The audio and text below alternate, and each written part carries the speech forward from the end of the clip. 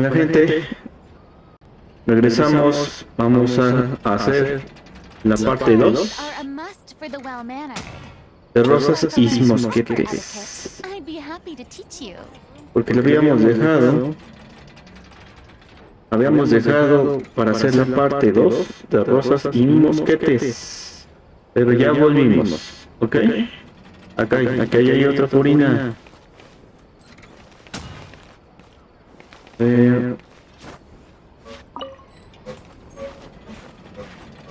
Tengo un libro nuevo. Ahora qué vamos a hacer. Busca a Cheveros, que quién sabe dónde chingados está. Y entonces está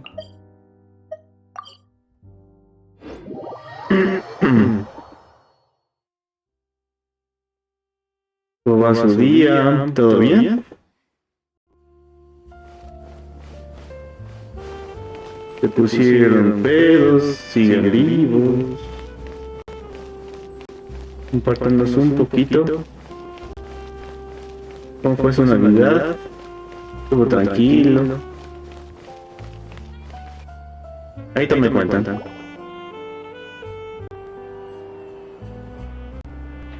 All right, this is the place. But where's the captain? There's hardly anyone around here. She's over there. The one with an eye patch reading in front of the newsstand. Oh, her! Paimon could tell there was something different about her.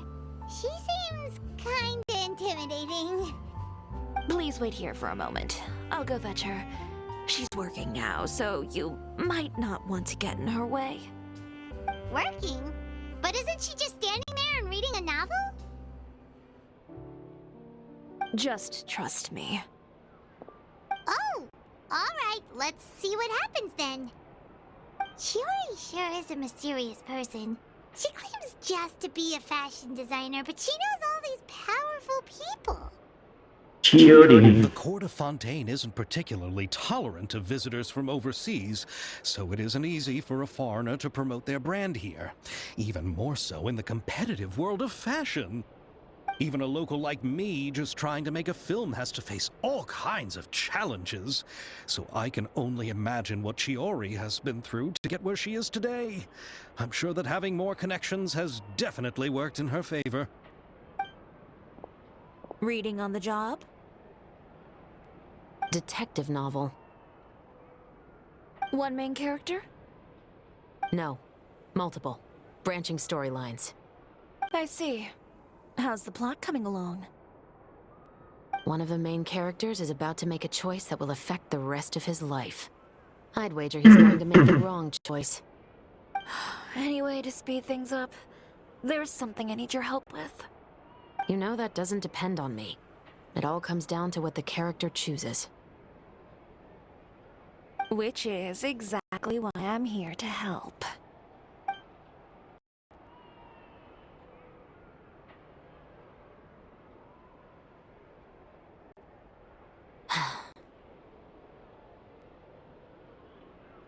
All right. It appears he made the wrong choice in the end. Halt! Huh? What's going on? Hand over whatever you're holding. Oh, it's just a book. I didn't buy anything else. Then I'm sure you wouldn't mind letting me have a look. Excuse me, officer. I don't mind you standing around here, not purchasing anything, but I'd prefer if you didn't disturb my customers. It's bad for business, you know? Don't give me that act. You won't be able to get off so easily either. I am Shavras, captain of Fontaine's Special Security and Surveillance Patrol. I will say this one last time. Hand over whatever you're holding at once. And before you do anything unwise, let me remind you that I'll have you on the ground before you can even think about making a run for it. All right. I'll give it to you. But please let me say something first. If there's any contraband in that book, then the shopkeeper here is the one who slipped it in. I don't have anything to do with this. Why, you trying to leave me on the hook, huh? You were the one who said you wanted it. Híjole. Save it for the interrogation room. Take them away, Letelier.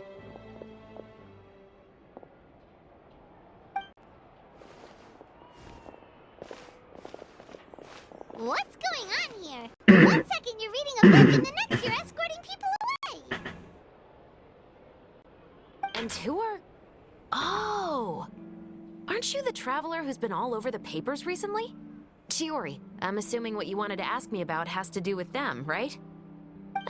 Maybe I can let you in on what's happening then. Now that Vache has been brought to justice, no new shipments of synth will be made and distributed to sellers. The Fontaine guards have been busy collecting the remaining synths still circulating on the market. Thanks to a tip from our reliable source here, this should be the very last batch. Oh, so you were pretending to read a book in order to catch the bad guys. Oh, Paimon almost forgot to introduce ourselves. Paimon is Paimon, and this is the Traveler and Xavier. Hey, I'm Chevraz. You probably already heard me introduce myself, so I won't bother repeating it. Yeah, why didn't you make a move as soon as you had the chance? Were you worried that my intel wasn't accurate? No, I wanted to see if the shopkeeper would turn himself in first. All he had to do was come up to me and say that he didn't know where the synth had come from. If he did that, then I wouldn't have had to press charges on him. He had the whole day to turn the synth over to Chevraz. But instead, the moment I came up and blocked Chevraz's line of sight, he took the opportunity to sell it off. Yep, he made the wrong choice, even though the right choice was right there in front of him. But you knew they wouldn't make the right choice. Yeah, I knew. I was just hoping I'd be wrong for once. Enough about that, though. What did you want to ask me about? Cuéntale el tema. You see, it's like this.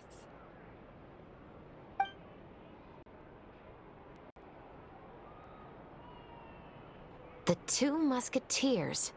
You certainly have a good eye for a story. So what do you need me to do? Just be the action choreographer for the actors?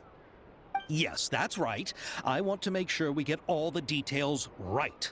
I want the actor's posture and understanding of firearms to be as realistic as possible. However, I'm afraid this work will require a bit of your time, since you'll have to be present whenever we're filming. Also, as for the pay... No need to say any more. I'll join. Huh? Just like that. Sí. ¿Por qué tan rápido? Really? You're willing to help us with our humble film project? Sure, it's no big deal. As I said, we've wrapped up our investigation here, so I don't have any other tasks on my plate for the moment. Besides, I personally really like this novel. I even have the collector's edition at home. Stories where justice prevails over evil never get old for me. Then we've got a deal? Yes, I'll see you on set tomorrow. Oh my! I can hardly believe it! I should tell Lady Farina immediately. Oh, and I must tell the prop manager and lighting technician to get everything ready. We start filming tomorrow! Calm down, Xavier. The film is going to take more than just a day to finish. Still, I should also head back now and start preparing the actors' costumes and makeup. Alright, guess that's it for today then. Traveler, Paimon, please stay for a moment. I have something to tell you. Then I'll take Xavier back. Poor thing. He's so excited that he can't even walk straight anymore. I don't want to spend our first day fishing our producer out of the fountain. Yep, see you tomorrow.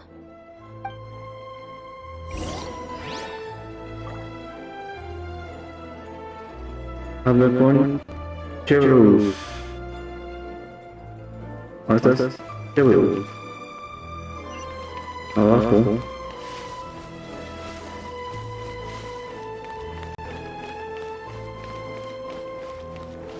Me acerco.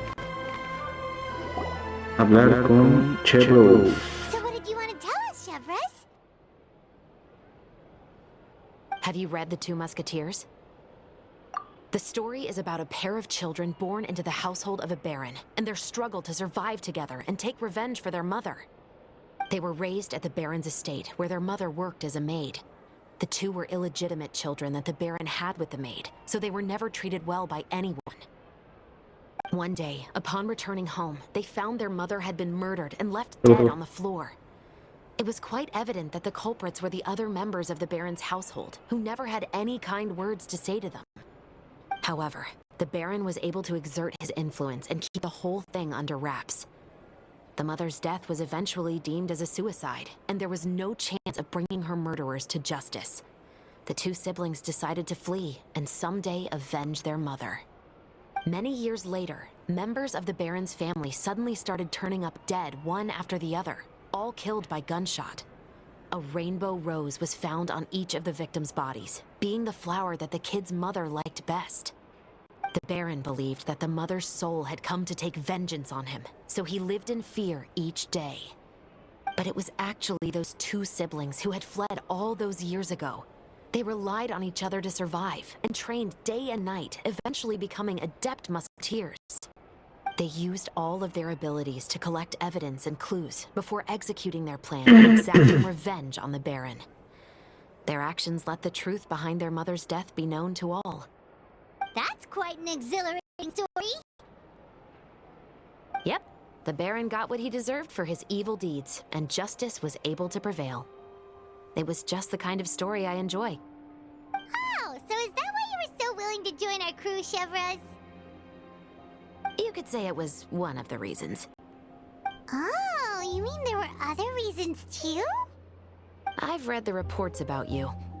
Whether it was at the trials or when you lent your hand to resolve our nation's crisis, you've shown that you've got a strong sense of justice, as well as a great mind for deductions.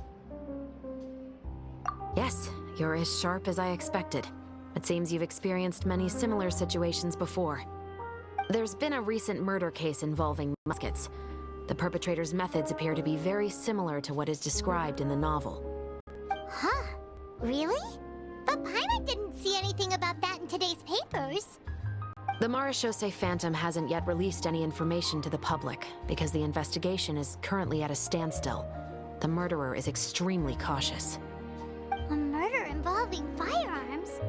But not that many people use those in Fontaine, right? Impossible. We perform a routine inspection of our firearms and ammo reserves every day. If one of the weapons had been fired, it would stick out like a sore thumb. Besides, I trust the members of my platoon. However... Well, that's all I can disclose about the case today. Huh? What do you mean? I hope you all can go back and get some shut-eye. You can decide tomorrow whether or not you'd like to join the investigation with me. I'm aware this might not be the ideal time to add more to your plate, but the more capable people we have, the better the chances that justice will prevail. Carrying out investigations isn't actually supposed to be our responsibility. Our job is to apprehend the perpetrator. Finding them is really up to the Marechaussee Phantom. I don't want people to see muskets in a negative way, and also, I'm concerned about the similarity between the crimes and the story. You mean they might be connected somehow?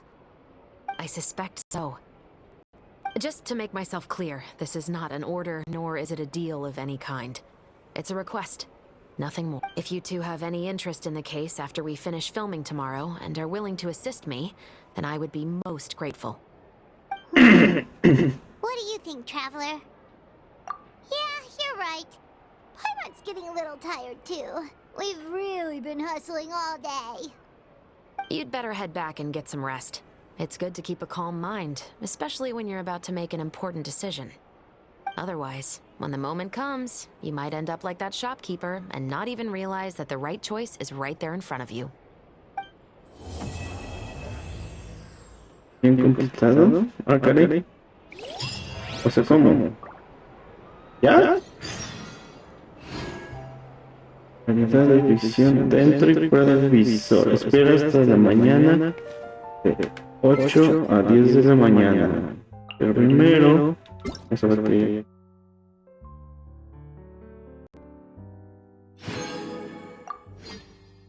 Ok. Vamos a revisar cuántas hay. 940. Ok. Ahora. Las 8 de la mañana, ¿verdad?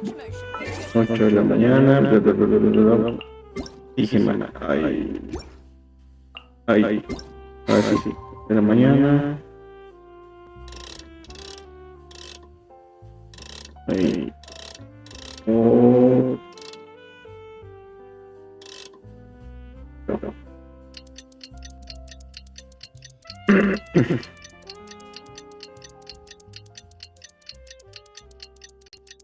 Tiene frío.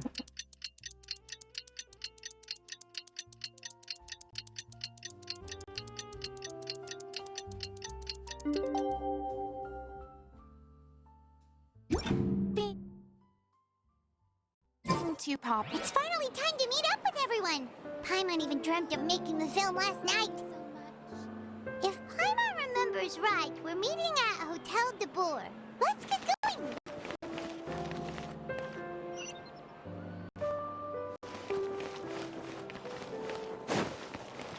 Bueno, pues vamos a grabar.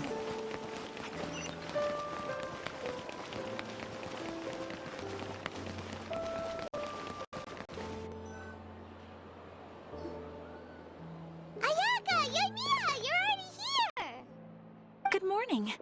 Xavier said yesterday afternoon went well. Yeah, and how about you, Ayaka? What were you up to yesterday? After we split up, Ayato went to see Udex Nervillette at the Palais Mermonia. I was originally thinking of going with him, but he said he could manage it himself. He told me to go see the sights around Fontaine and to enjoy the local culture. So I rode the aqua bus with Yoimiya and visited the opera house on Aranias Island. Yeah, you wouldn't believe what we saw there! 2 mechanical puppets that were dancing together! You've already seen them, right? Yeah, those two! Amazing, aren't they? We sat and watched for quite a while. It was mesmerizing. Like we could keep watching them forever. Oh, it was the same for us the first time we saw them, too. Afterwards, we went swimming at the beach! Well, diving, to be exact. It was the first time I ever breathed underwater! I held Ayaka's hand and we counted down together. 3, 2, 1, and then splash! We were beneath the waves.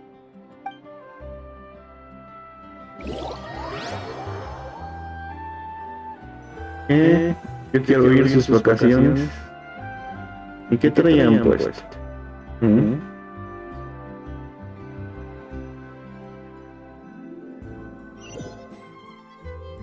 Interesante. ¿Qué habrán ahí? Ah, mira. I dared to open my mouth.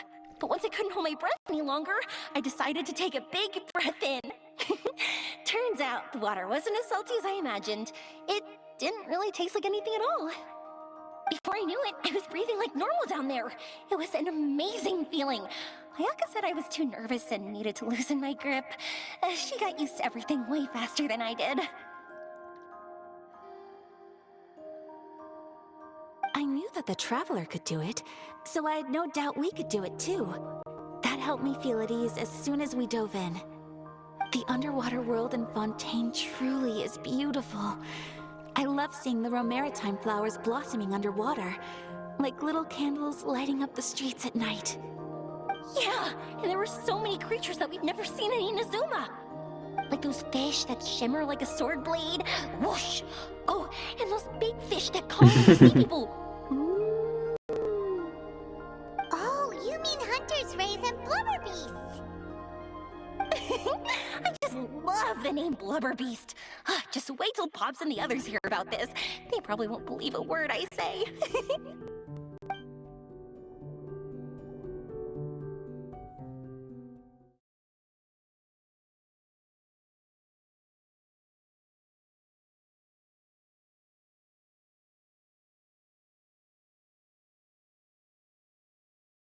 Mira, qué interesante.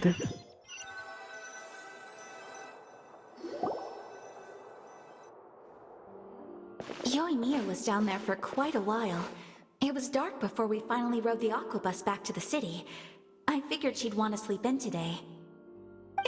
Yeah, even I was worried I wouldn't be able to get up. I still felt like I was drifting in the waves when I went to sleep last night. But as soon as I woke up today, I remembered that we'd all be shooting a film together, and I was ready to go. Speaking of the film, where's everybody else? My brother and Xavier were speaking to the restaurant owner about using the place as a filming location. They should be here soon. As for the others, We're here. Please excuse my tardiness. I just finished the Special Patrol's 6-mile morning jog. Yeah. Wait, 6 miles? I'm so tired. I heard you all chatting, so I decided to come down. I sure could use some of that endless energy everyone else has. Good morning, everyone. Morning. Can someone fetch me a cup of coffee? More milk, hold the sugar. I'm okay. Sure, I'd be happy to do that for you. No, you can't go anywhere. Please, have a seat over here so I can get started on your makeup. The last thing I want is coffee stains on my costumes. I can get the coffee. It's the perfect job for an assistant.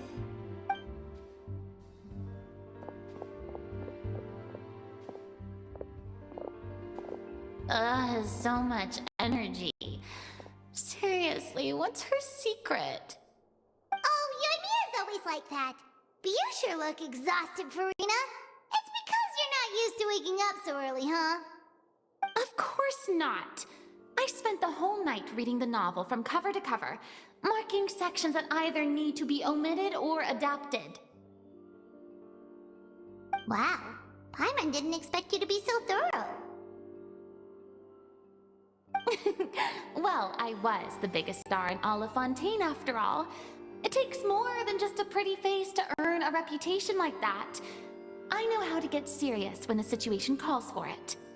I went all out when I was acting as an Archon, so why wouldn't I do the same for my own life? Here's your coffee, Director Farina.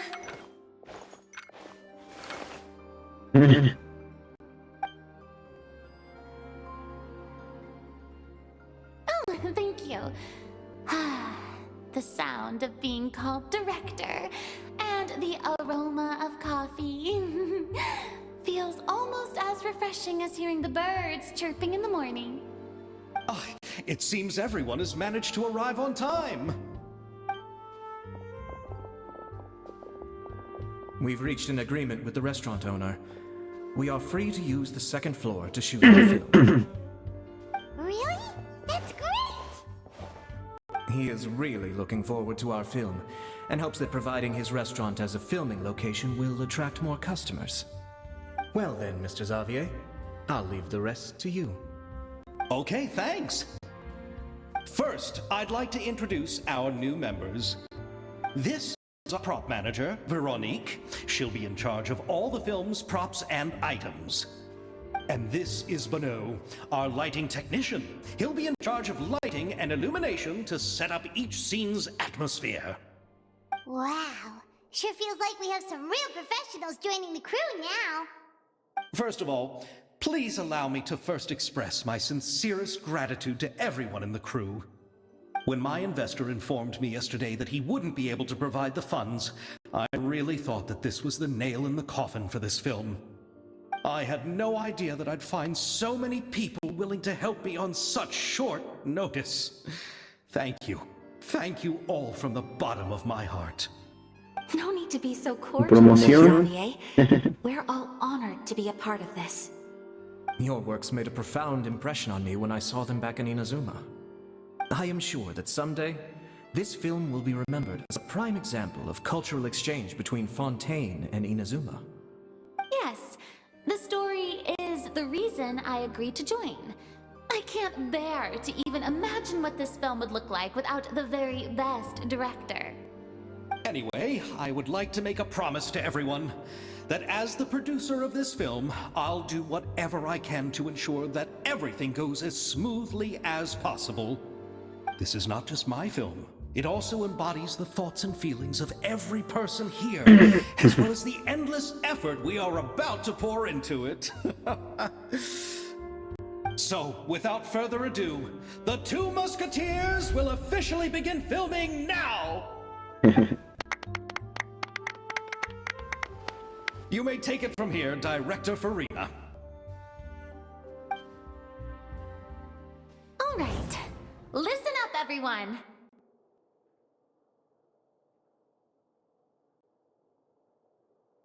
The first scene takes place when the two young musketeers are living at the Baron's home, still unaware of all that is about to happen to them. We'll need props and lighting to set the scene. Our lead actors can go get their makeup done, and extras, please take this time to go over your positions. Whoa. Seems Farina's really kicking things into gear as the director. Is everyone clear? I don't want anyone traipsing around the set like umbrella finches. All right, cameras will start rolling as soon as the set is ready. Let's make a film that'll make some serious waves in Fontaine. Okay. Not the kind of waves that drown people. I mean, the good kind of waves. Seems like she's still a bit traumatized by that. ¿Tú crees? Anyway, let's go see if there's anything we can do to help. Realidad y ficción, dentro y fuera del visor. Ok.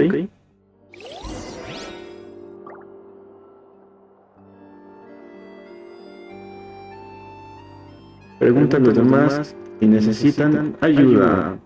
Ok. ¿Necesitas ayuda?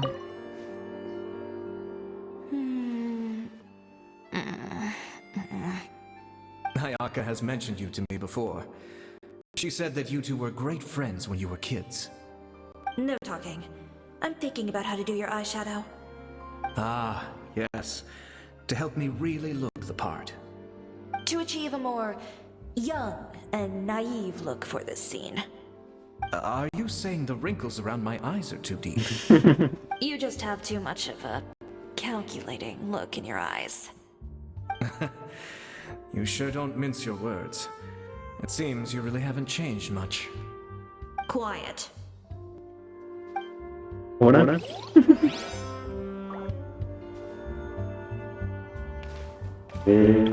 Más necesita ayuda. Ajá, yo. Vamos con ella. Farina nomás está sentada ahí. And how about here? A little more to the left. You got it. Hey, Yumia, do you need a hand? No, I'm fine. You know, doing the lighting is kind of like designing a fireworks show. It's interesting to imagine what kind of atmosphere the lights will create. I heard that the Traveler will be operating the camera and Paimon will be the clapper loader, right? Those roles are just perfect for the two of you.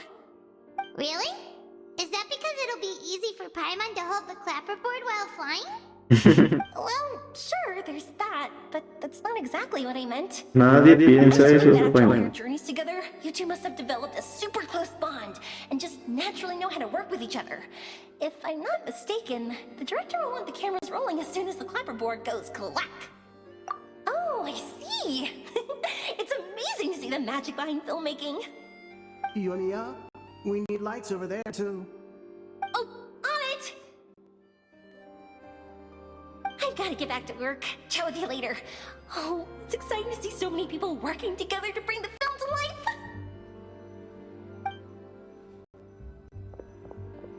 Seems like Yumia's really getting into it. But she was right. We do have a super close bond, don't we? Ay, Paimon. Paimon's really happy to hear that.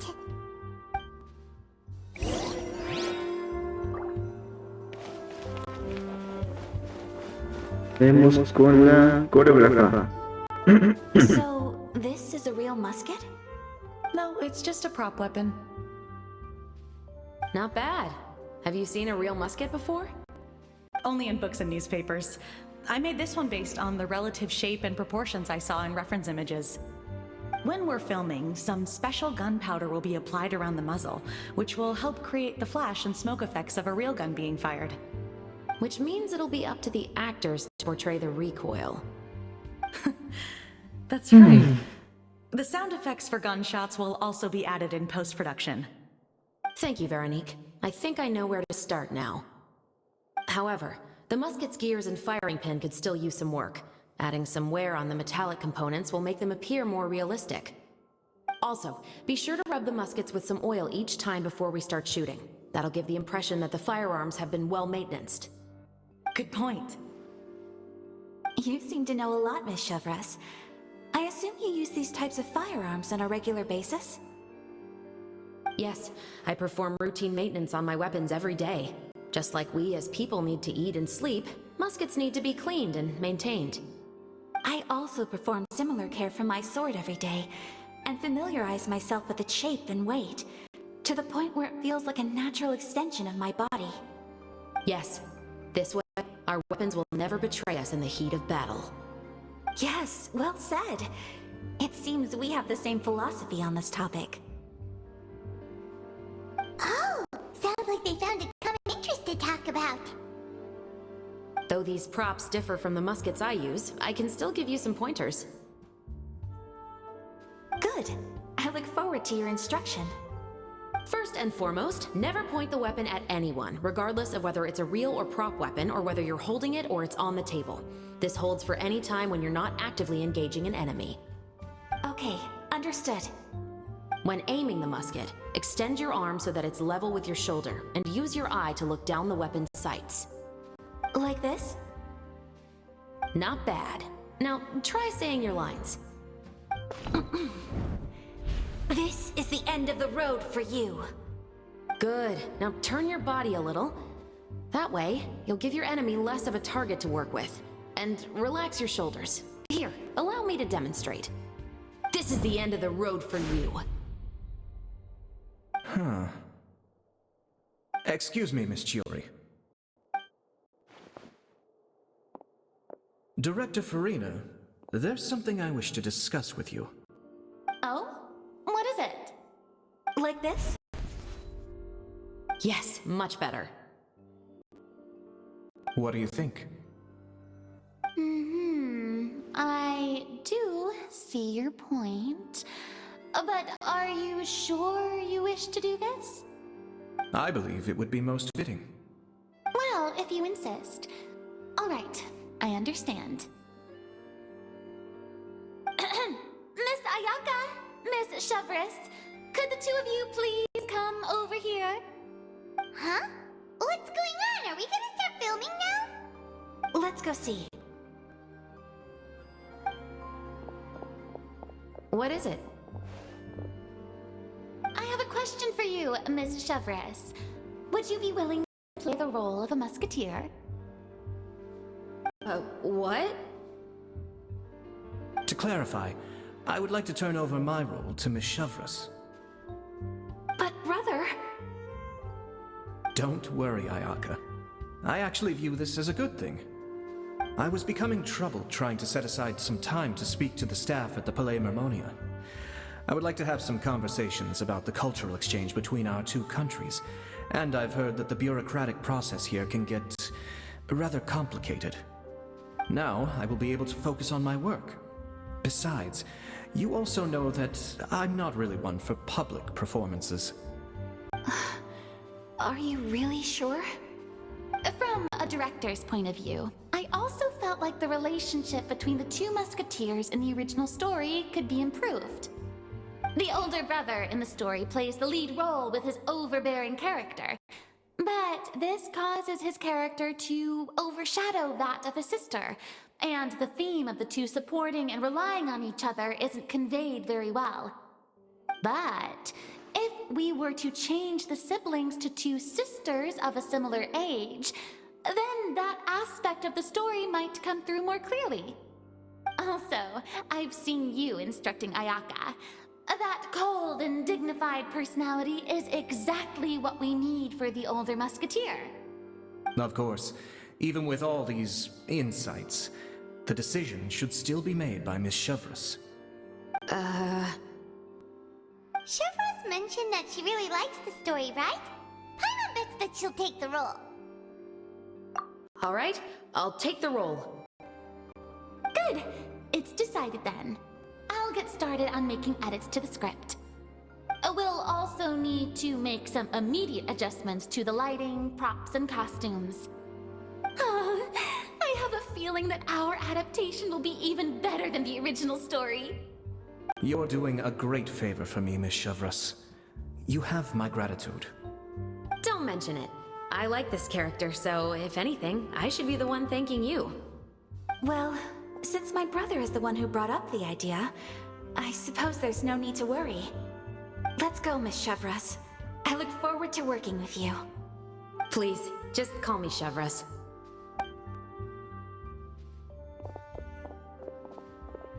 Seems like you're really going out of your way to solve the problem I was having with your makeup. Surely you jest, Chiori. I assure you that I was mostly motivated by a desire to spend more time on formal business. Oh, come on. You really think I'd buy that? According to what I've heard from Ayaka, her brother is someone who can juggle 10 different matters at the same time. I'm sure you have other reasons for backing out. Perhaps. Ayaka always said she wanted to go out and see more of the world, just like the Traveler. But I feel that she needs not only to see other nations, but also to make some different kinds of friends. I think it would be harder for her to make new connections with me constantly by her side. I would like to give her some space. Alright, go on. Spoil her some more. Ayato, it's too bad you're stepping down from the role. Paimon really wanted to see you act as a musketeer. No need to poke fun at me. I'd wager that you also felt that I wasn't the best candidate for the role. It's a little hard for Paimon to imagine you saying those lines.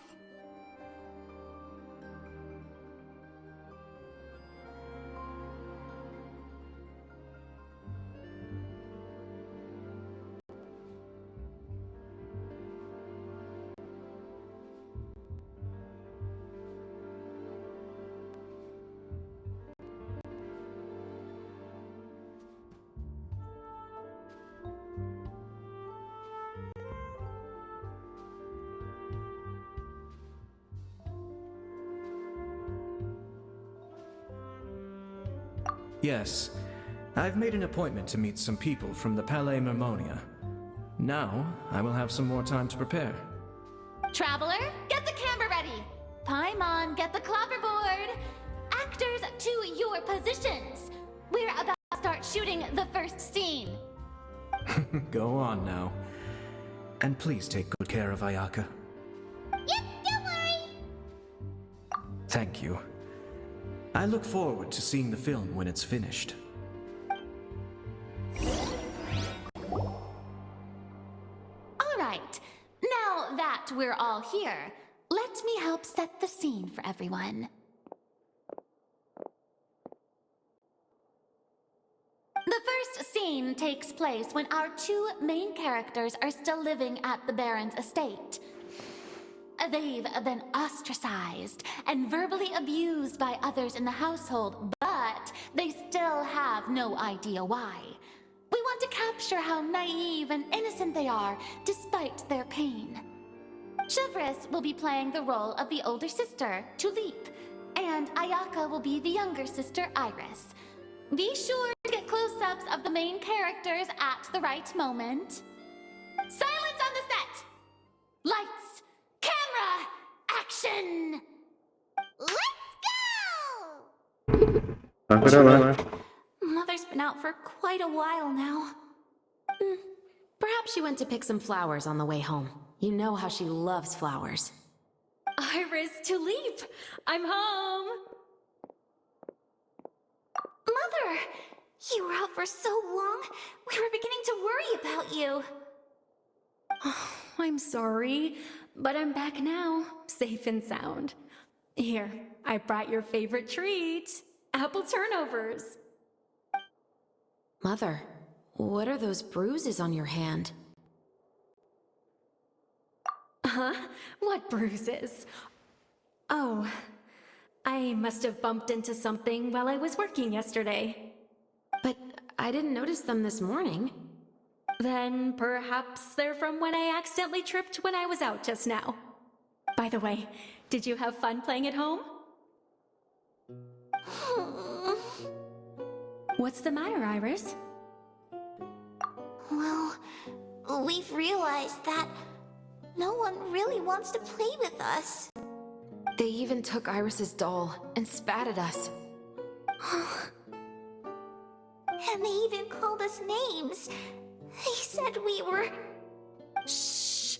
It's all right, don't worry. Girls, listen to me. It doesn't matter what anyone says. Don't listen to them. No one can define you with such words. You both have wonderful lives ahead of you. Just like your names. You will both blossom like beautiful flowers. Maybe your time to blossom hasn't quite come yet, but one day, you two will bloom more beautifully than anything else. Don't let the soil you're in now ruin your future beauty. Understand? My dear daughters. And cut! Not bad. The actors' emotions were all on point. Let's keep that take. Also, if our clapper loader could avoid shouting at the start of the scene next time... Got it! Great. I was a little worried that my nerves would get the better of me. What about you, Chevros? I felt fine. The lines weren't too difficult at all. Seems like Farina must have adapted the role nicely. You two were great. I couldn't tell it was your first time acting in a film. You should have more confidence. Thank you for your encouragement. Positions, everyone! We'll move on to the next scene after we try a few more camera angles.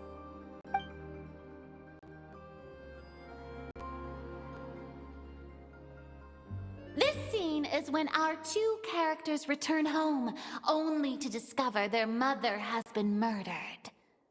Ready? Lights! Camera! Action! Mother, we're back! Mother?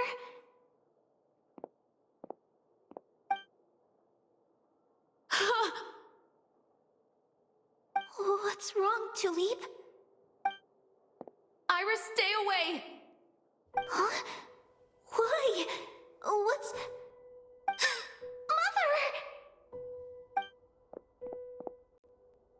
Mother, she's...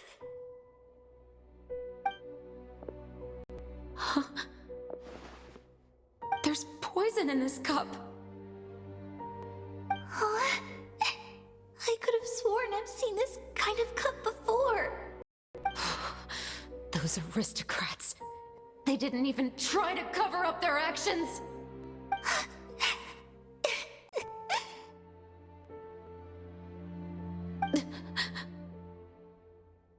Iris, we need to leave this place. Leave?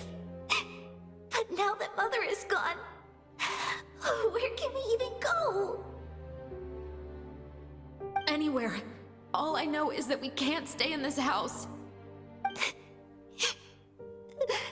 But are we just going to let them get away with it? We'll have our revenge, I promise. Just not right now.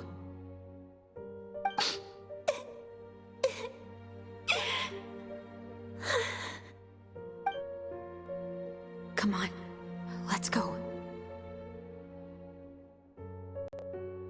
No, wait. We can't just leave Mother here like this. At least let me leave this rose with her. That's why we went out in the first place. To buy her this flower. All right. Goodbye, Mother. will avenge you. Someday. And cut! Drama. Beautiful! Great performance! Oh my, you're so amazing, Ayaka! And were those real tears I saw? How did you do it? I was surprised too. Thank you for the kind compliments. Actually, as soon as Director Farina said action, I told myself not to think about anything. I just felt the weight of the moment and became the character. It's quite similar to practicing the art of the sword. You clear your mind and focus only on what's happening in front of you. Ayaka's performance was amazing. Have I discovered an acting prodigy? Pipe down, everyone! We need to move on to the next scene!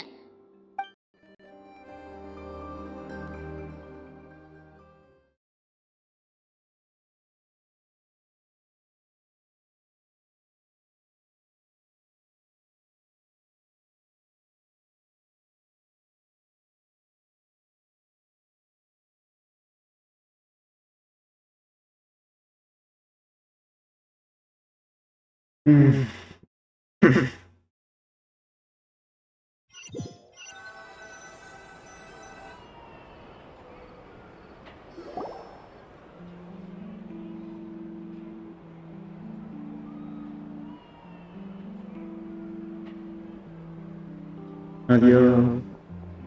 Huh? Are we not ready? But Paimon wants to keep playing with the clapperboard. How do you feel, Traveler? Is your arm sore from holding the camera all day? Good work, you two. You too, Chevres. You were quite the actress today. I've read this novel many times before. I have a good grasp of my character's mindset. Anyway, do you remember my request from yesterday? Cierto. Oh, right! We were having so much fun that Paimon nearly forgot! You have a case where the murders seem really similar to the cases in the novel, right? So, how are they similar exactly? In the story, the main characters grow up to become two musketeers, always using their guns to carry out their revenge. And on each of the victims, they place a rainbow rose as a signal that they've returned. Yes, that's correct. We found rainbow roses just like in the novel. Seems like you're connecting the dots now. Oh, that does sound pretty concerning. Especially after seeing the script today. Oh, now Paimon can't stop wondering what kind of ulterior motive the murderer might have. What do you think, Traveler? You're smart. Paimon wants to hear your thoughts. Good. On behalf of Fontaine's Special Security and Surveillance Patrol, thank you for your dedication to justice. There's no time to lose. We should start investigating right away. Follow me. Huh? Right now? But we just got done filming all day. Paimon's so tired. The most valuable intel always comes after nightfall. They are like small, remote islands in the middle of the sea. If you don't stay vigilant, you will pass right by them in the fog. That's how one of my favorite books always puts it, at least. So, where are we going right now? Let's start by checking out some workshops that sell mechanical components. If the culprit is making their own weapons, it's very likely that they'll visit those sort of places.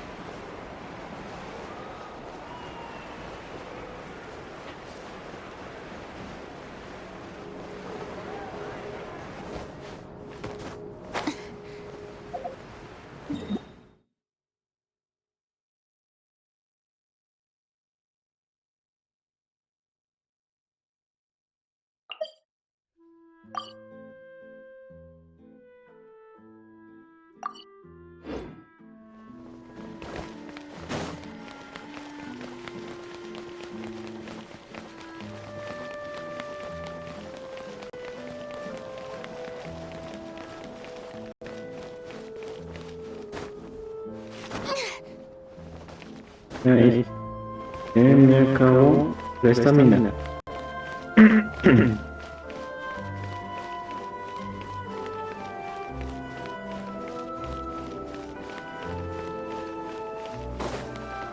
Corre. Puri la corre.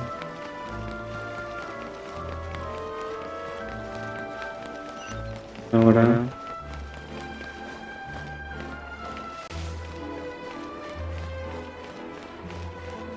hablar con este tipo. Welcome to LeChaux's Clockwork Workshop. How can I help you? Hello. I'd like to know if anyone has purchased some special components lately. Special components? Sorry, could you be more specific? I mean the kind of components that aren't typically used for clockwork toys, but for firearms. Huh? For firearms? No, we don't sell those sort of things here. Don't misunderstand. I'm not here to cause any trouble. We are merely investigating a case, and we're hoping that you could cooperate. Well, to be completely honest, I'm not even sure what kind of components that would entail. Has anyone ever purchased components here as an individual rather than on behalf of an organization?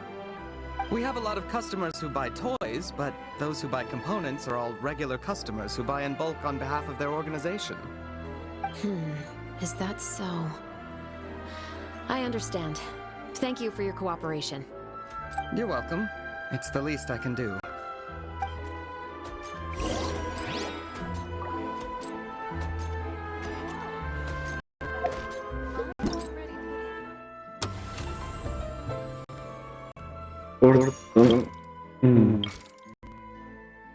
Falta este, mire. Ahorita.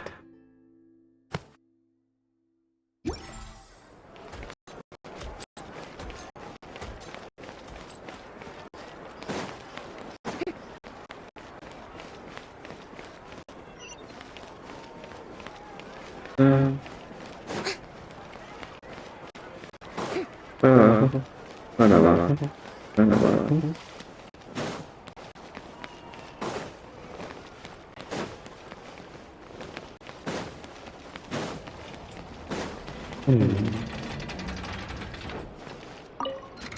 Vamos con Estelle. Oh, hey, Chevres.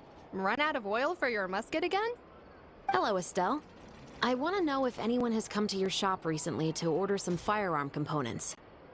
Oh, is this another case? Let me think. I don't think so. Some people have requested that I make some prop guns for the Fontaine Film Festival, but I refused all of those requests. Oh? Why's that? Because there's no profit! I only make things here that can do some real heavy lifting. I don't have the energy to make some new molds just for the festival. Then has anybody come specifically looking for mechanical Well, I usually sell off my scrap to the Fleuve Cendre. I don't typically give them to one specific person. I understand. Thanks for your cooperation. Don't mention it. Always happy to have the Musketeers' patronage. Seems like we haven't found any leads to go off yet. Yeah, unfortunately. Alright, let's head to Fleuve Cendre next. Río Ceniciento, okay. Are you sure? People might not be so thrilled to see the captain of the patrol there. You think so, huh? Then I guess you don't know. Huh? Know what? That I grew up in Fleuve Cendre.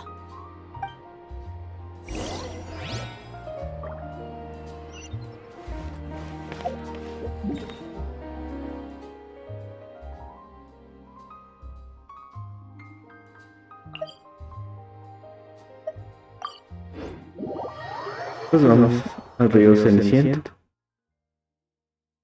Es subterráneo, creo. Llegamos. Y ahora... Oh. ¿Más cercano? ¿No?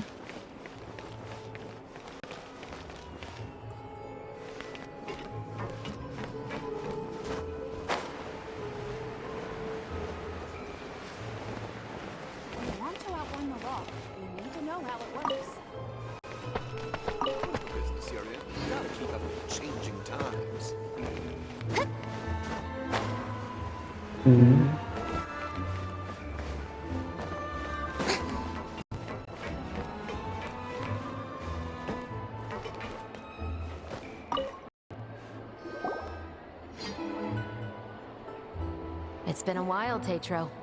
Petro. Please, just get on with your request. I want to know if you've heard anybody talking about muskets lately.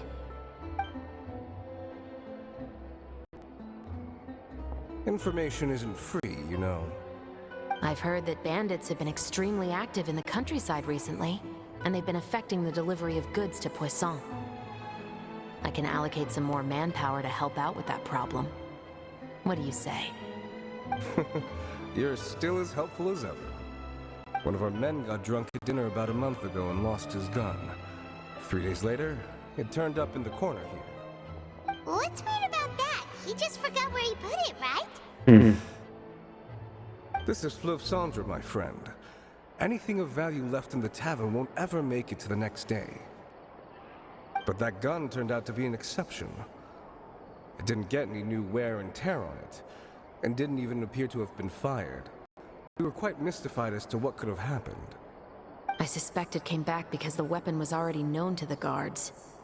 You mean, a criminal was afraid the Marechaussee Phantom would use the shot marks to track them down? Maybe. But if that's the case, the culprit really took great care to avoid getting caught. I didn't say anything about a criminal. In Fleuve Cendre, knowing who was killed is as easy as knowing what clothes you're wearing today. It's the guy living in the east side, isn't it? I've never liked him. Every time he's here, he just orders a drink and sits there with a nasty look in his eyes.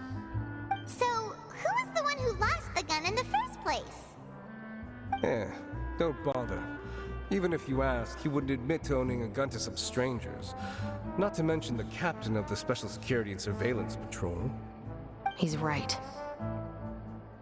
I know you grew up here, Chevres. Even though you're on good terms with the Spina, you've still been gone too long. Not many people know you here now, and a lot of people don't like the Special Patrol. I know. So take my advice and don't show your face too much around here. It's for your own safety. I'll come and go as I please, and I'm afraid I'll be appearing more often due to my work. All right. Don't say I didn't warn you.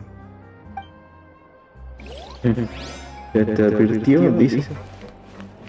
I guess I'm finally on the right path. Way more fun than I thought.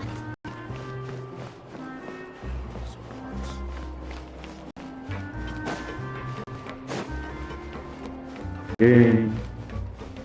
Subir.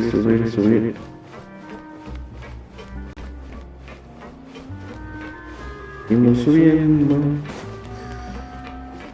Con Emerald.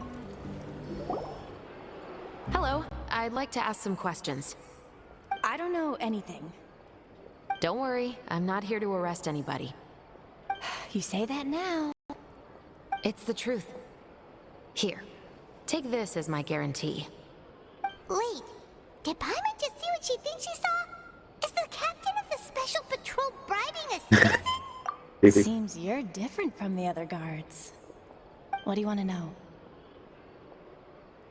Have you heard anything related to muskets in Fleuve Cendre lately? Anything at all? Muskets, huh? All I know is that about 2 weeks ago, we started hearing some loud noises at night. So loud that it's been waking me up. Were they gunshots? Possibly. It's hard to tell around here. Someone's house collapsing, a pipe exploding somewhere, it's all the same. But the noises I'm talking about definitely happened after I fell asleep. Do you know where the noises were coming from? I don't remember clearly. Is it that you don't remember, or that you need to think about it some more? You tell me. Then please, think about it some more. She's giving you even more. The noises came from the end of the Southern Waterway. I came out and had a look for myself and I wasn't sleeping well, but I didn't dare get too close. That's all I know. All right, I'll take your word for it. Thanks for the pâte de fruits.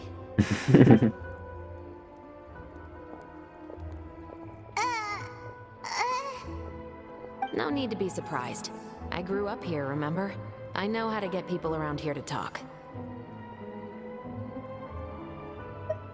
My apologies, I'm all out of sweets. Though I do have some other tempting snacks in my custody. Fries, fried chicken, and even onion rings.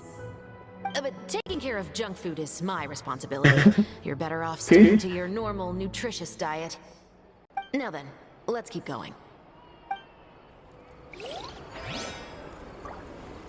Sacó las papitas de la nada. ¿Es en serio?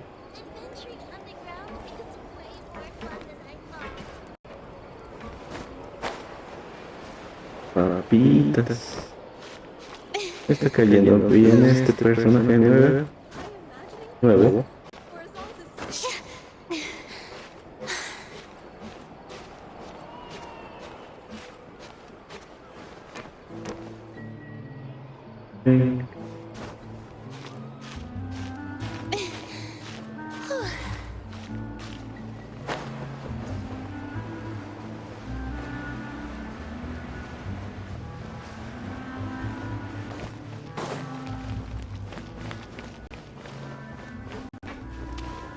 Aquí a la vuelta.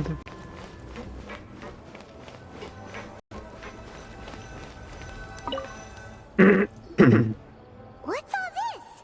Some broken planks and barrels, as well as some liquor bottles? Yes, but have a closer look, Paimon.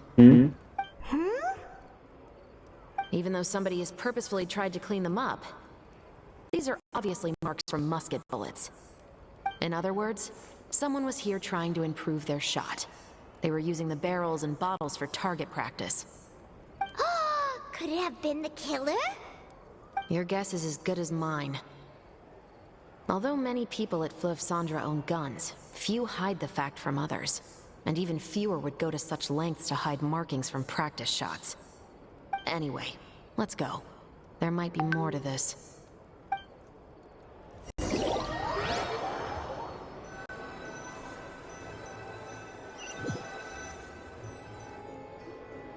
Seems like that's all we'll be able to uncover for today. Paimon feels like we managed to learn a lot more here than up on the surface. Yes. Assuming that everything we found is indeed connected to our suspect, then their timeline was probably something like this. A month ago, our suspect found a gun and took it home to disassemble it. Once he'd figured out its mechanics, he brought it back. In the following weeks, he used some parts to create his own makeshift musket, and took it to the Fleuve Cendres for target practice. Then, a few days ago, he found his target and carried out the murder. Once the deed was done, he left a rainbow rose on the body, just like the scene in the novel. That all makes sense to Paimon, but we're still no closer to figuring out the killer's identity.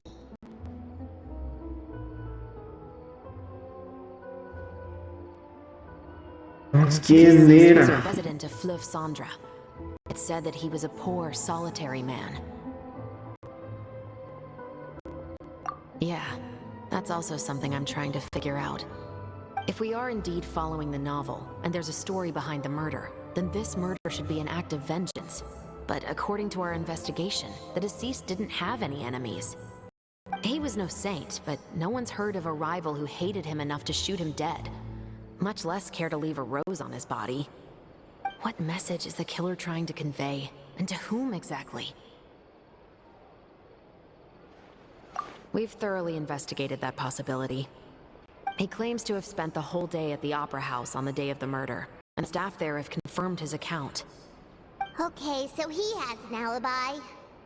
Not only that, he lacks a credible motive as well. He has a family of his own, and both of his parents are still alive. I've looked into his records. He was adopted at the age of 6, and all the proper procedures were followed. There are also records of him at an orphanage before then. In the story, the mother of the 2 musketeers was murdered after the children turned 10. Of course, he could have changed the children's ages, but I don't want to assume anything without evidence. More importantly, I've also had a chat with him in person. He didn't seem like the kind of person who would pull the trigger to kill a man. Then, what should we do now? We have all this new information, but it doesn't help us move forward. Investigations take time. I didn't expect us to catch the culprit in just a single day. How about this? Let's spend the next few days filming with the crew. We can continue the investigation once we're done with the film. I'm sure that given time, new leads will present themselves. Wait, but weren't you saying Intel is like small, remote islands in the middle of the sea just a moment ago? Wouldn't you just miss them if you were to stop looking? Ah, but the book had more than one reference to the islands, Paimon. Oh? What else did it say then? As long as you spend enough time sailing through the fog, you'll eventually come across an island.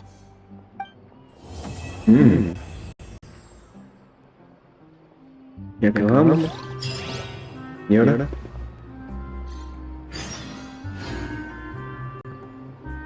Ok. Ahora.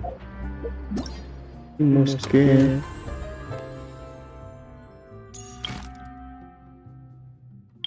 La isleta de la broma. Era la misión.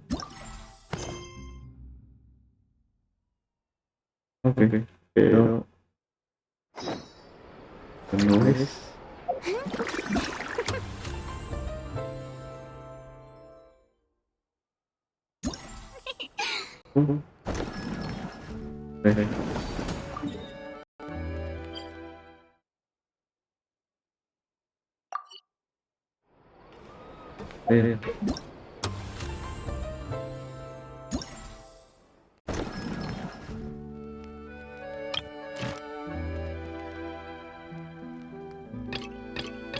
Ya.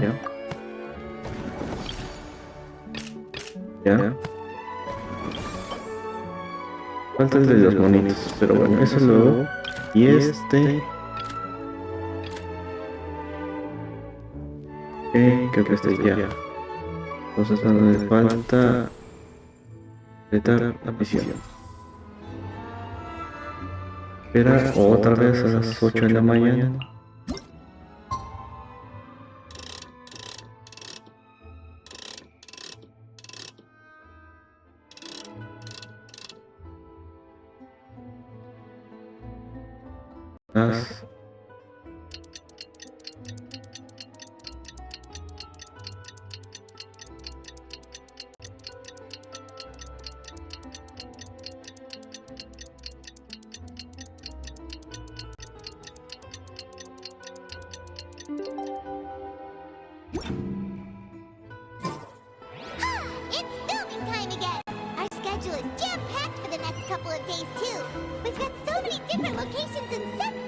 ¿A dónde? 136 metros.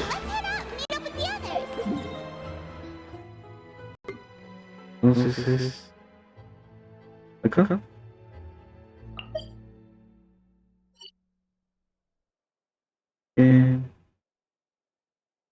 Es decir, como por... acá.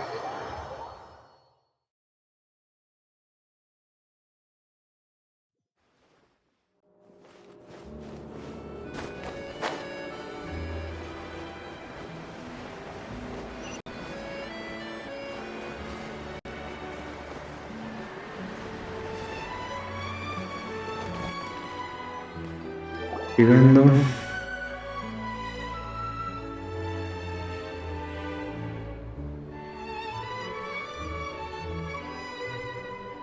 Entrando.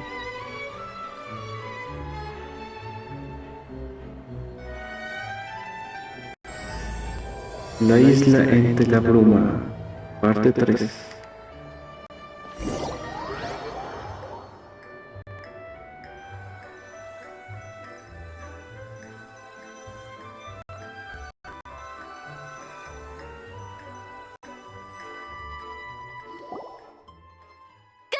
Everyone, we're looking to wrap with our two main ladies today. I can already smell our success. What do you mean, looking to wrap? Oh, aren't you the expert now? Ay, fine. This upcoming scene is the two musketeers' final confrontation with the Baron. There will be quite a bit of action, but no choreography beyond what we've already rehearsed. Anyway, get ready. Lights, camera, Action! Bye. The view is beautiful tonight. It reminds me of that fateful night 10 years ago. And now that I've said it, I can even make out the faint fragrance of herbal tea in the air. Enough, villain! It's time that you pay for the death of our mother! My dear Iris, have you forgotten your manners? How can you speak like this to your own father? I'd sooner swallow all of my teeth than call you father. What did I expect? Seems the daughters have turned out to be just as obstinate as their foolish mother. In this world, Mora and status is everything. She thought she could blackmail me using her children and force me to grant her recognition and concessions? Ah, how naive can a woman be? Mother never asked a single thing of you. All she wished was for us to live a peaceful life, just like the others. It was you who personally brewed the poison of prejudice and sent Mother to her death. Compared to that deadly poison, the 2 bullets that will soon pierce through your heart will be like sweet mercy. And that's exactly why I said you're just as naive as her. Did you really think 2 muskets would be enough to defeat me? So let's see. What is stronger? Mora and power, or the 2 muskets in your hands? Tus pistolas. Vemos de qué lado más cala la iguana. Tulip! There are too many of them! It'll be okay. We'll cover each other, Iris. Mother will be watching over us, too.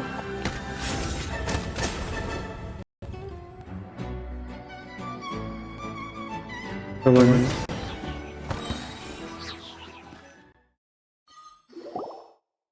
You've lost. To think I'd lose to my own 2 kids. We are no children of yours, and we'll never call that place our home. Then tell me, what did you do all this for? You lost your mother, and will soon kill your father as well. What will you gain in the end, other than sentences for your crimes? We will gain our long-awaited justice.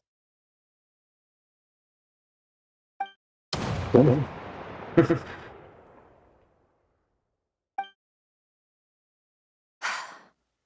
It's over. Finally, it's over.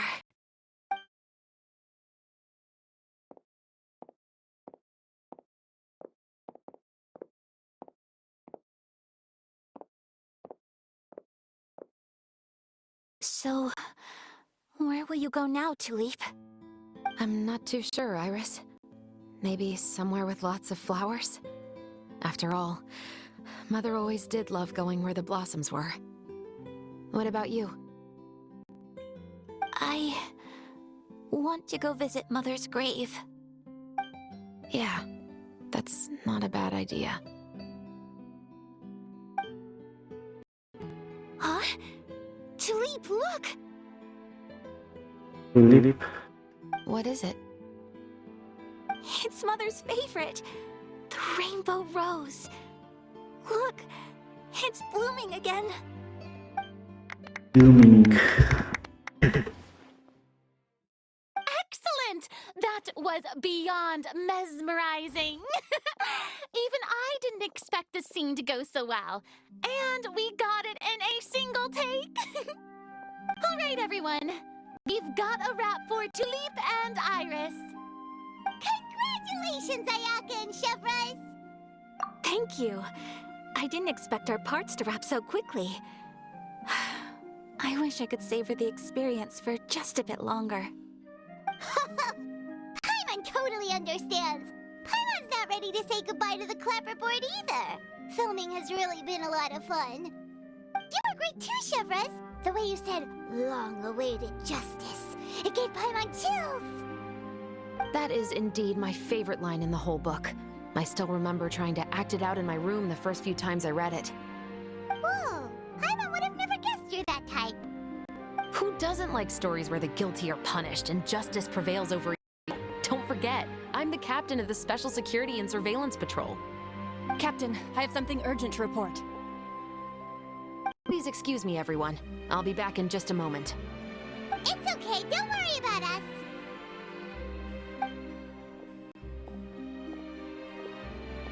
A ver, encontrado. Oh? Was she whisked away by work already? I was just about to tell her how great she did. It seemed like some urgent official business. Then perhaps we should thank the stars that we were able to wrap both of your parts so quickly today. Switching around the filming schedule would have been a real pain. Anyway, I actually came over to let everyone know that we're all done for today. You can go home and get some rest. And one last thing, Miss Ayaka. Your acting skills today were immaculate as always. Are you sure you won't consider taking up full-time acting? See, I just happen to know this great troupe that's still looking for a lead actress. Thank you for your kind words, Director Farina. Unfortunately, there are still many matters that I have to take care of back home at the Yashiro Commission. I cannot remain in Fontaine to pursue an acting career. Nevertheless, I will make sure to treasure this incredible opportunity in my heart. Oh, that's a shame, but I understand. Just let me know if you ever change your mind. I believe it's also about time for me to take my leave. But hopefully I'll see you on set over the next few days. Even though my part's wrapped, I'd still like to swing by and help out the crew. See you tomorrow, Traveler and Paimon. Yep, see you tomorrow! Adiós. Well, what should we do next? Maybe we'll go investigate the case some more with Shivers today. Cierto. Paimon, please come with me. Huh? Where are we going? You could say that our ship has finally chanced upon one of those small, remote islands of intel.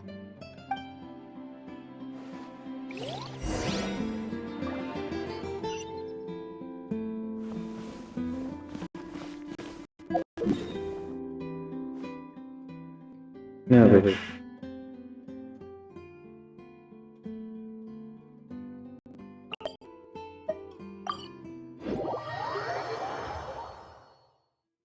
A ver, nos teletransportamos.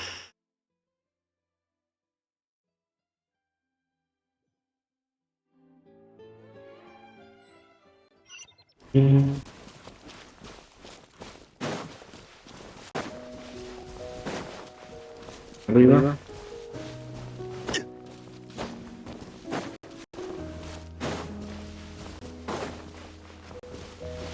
Recoger estas por cualquier cosa.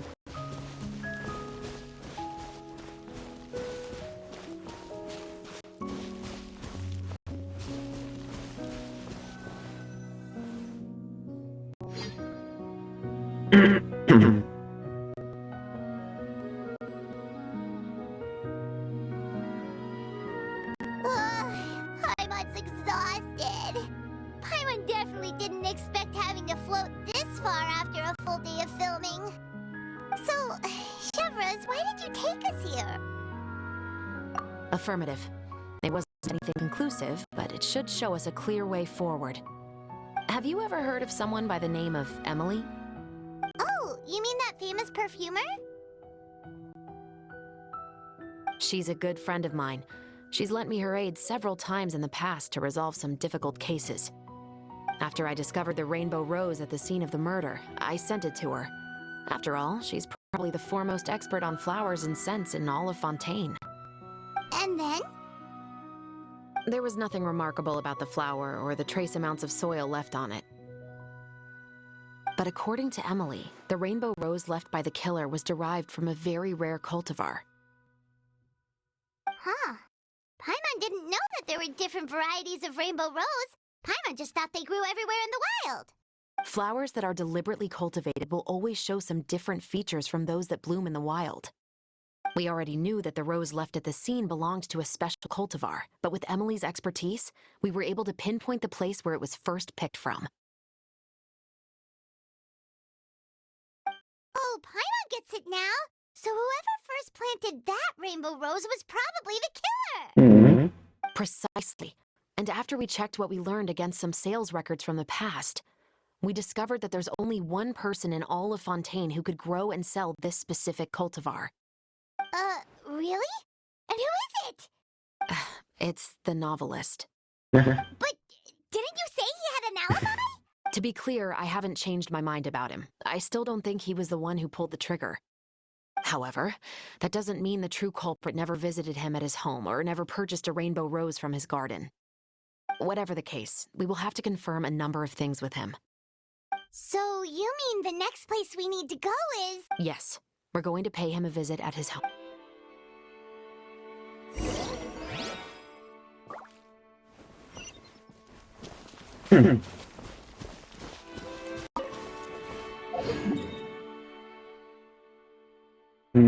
¿Queda lejos todavía?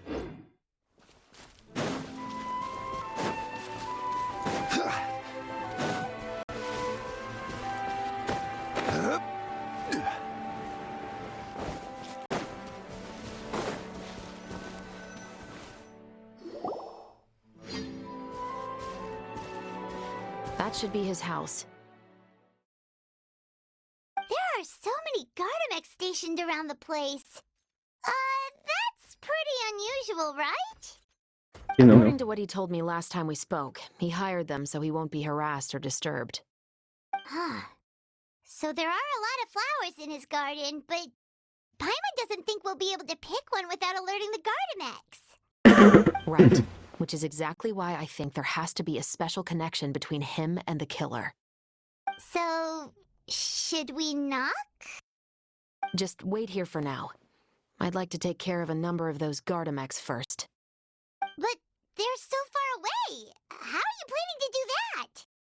Don't forget, Paimon, I'm actually the real-life captain of the Musketeers.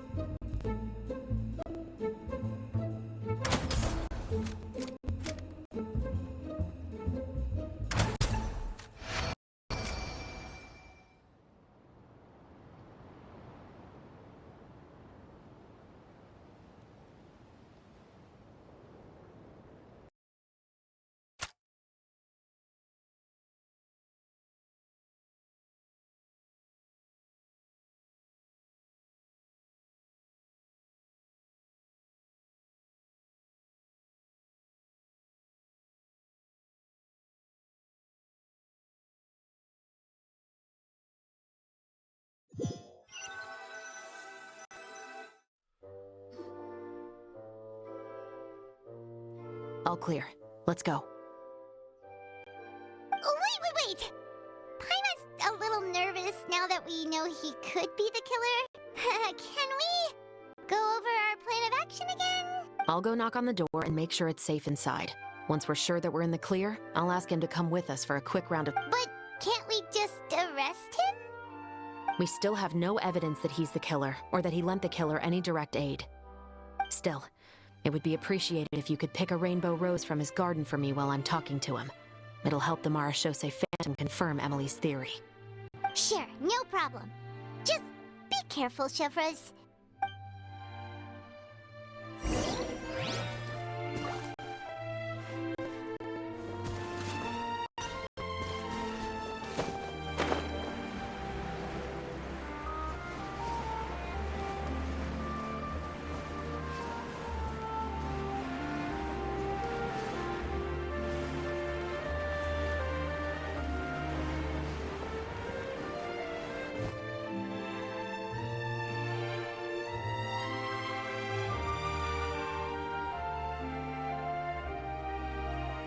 Excuse me, Mr. Baptiste, are you home?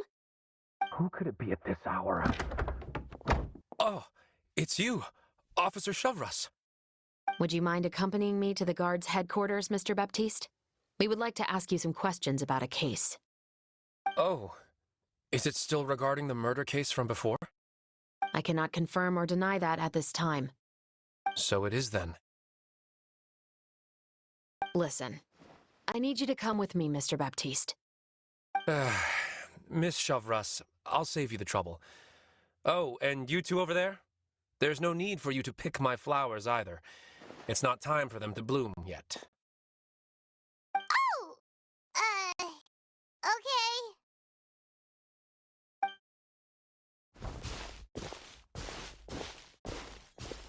By saving me the trouble, you mean? I will confess, I was the killer. Huh? He just admitted he's guilty! Please relax, everyone. Sí, I'm not prácticamente. The musket you're looking for has been buried in my backyard.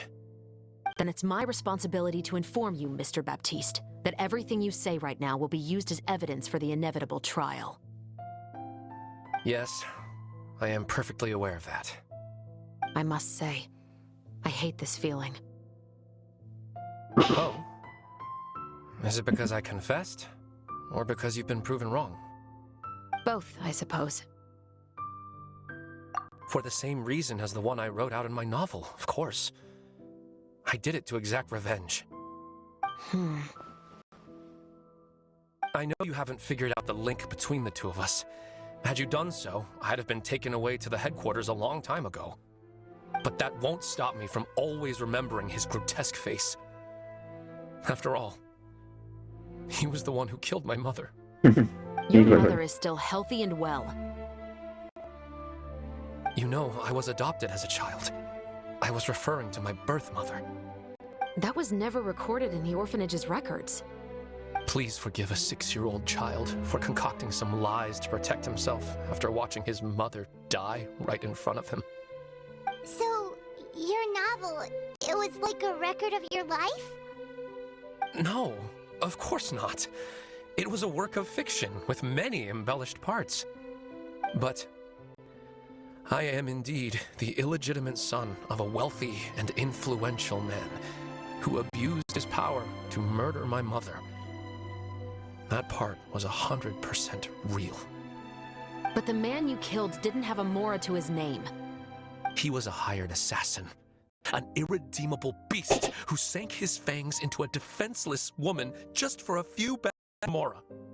But if that's really the truth, you wouldn't be telling us any of this now. You still haven't managed to take revenge against your father, the true mastermind behind it all.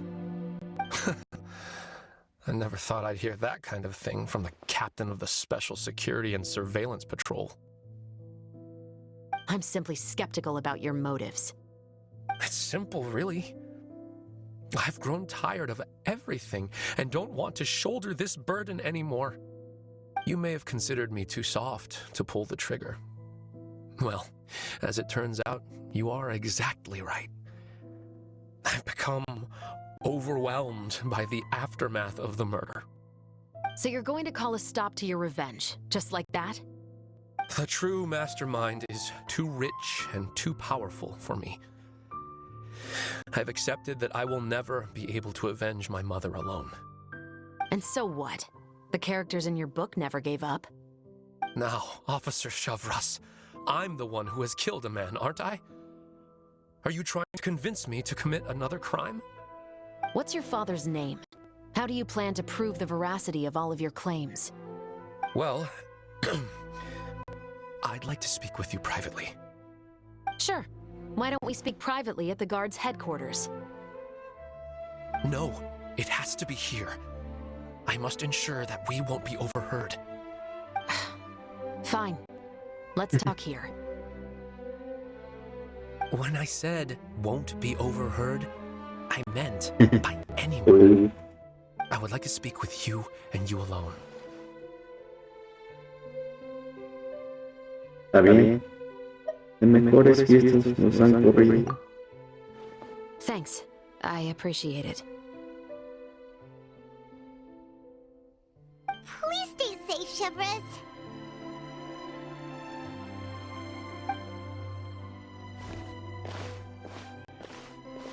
All right. Let's hear it. Will you really believe what I'm about to say? Well, that depends on what you're going to tell me. Fair enough. Fair enough. Then listen closely.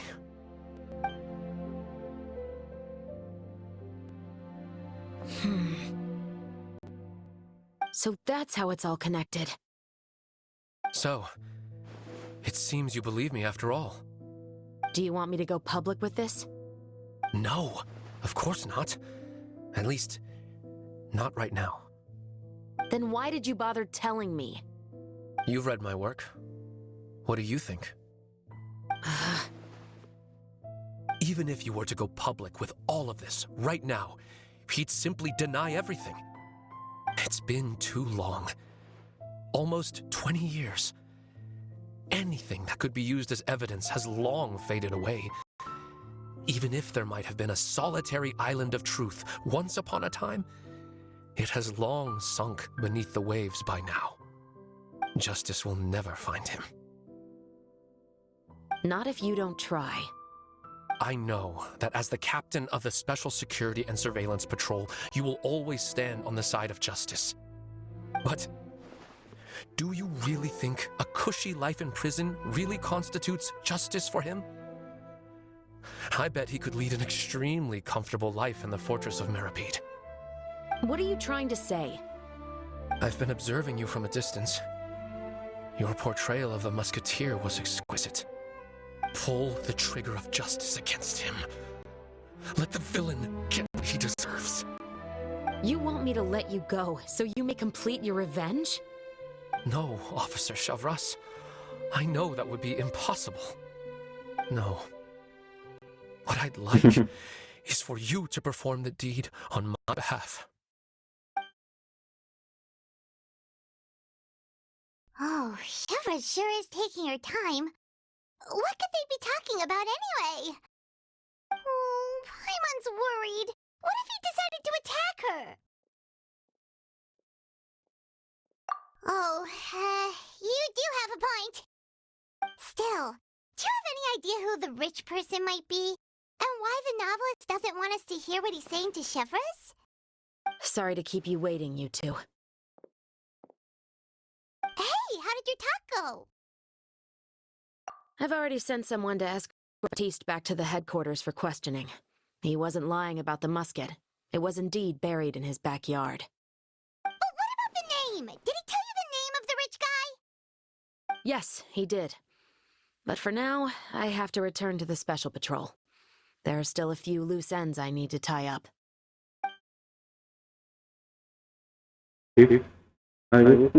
I'll probably be quite busy over the next few days, so apologies if you don't see me on set. All right, Paimon understands if you can't tell us everything you know. We'll just keep an eye on the steambird then. Actually, there's still something else I need your help with.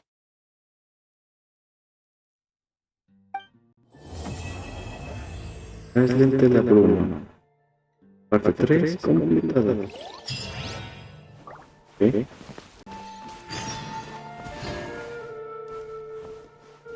Otra vez a las 8.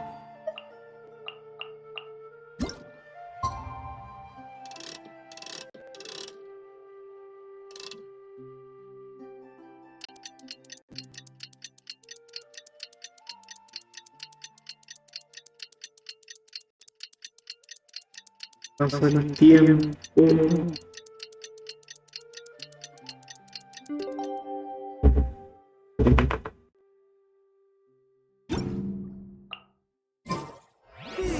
haven't seen Chevra since that night at Baptiste's place. Well, guess there's no point in worrying about it now. Let's go join up with the others.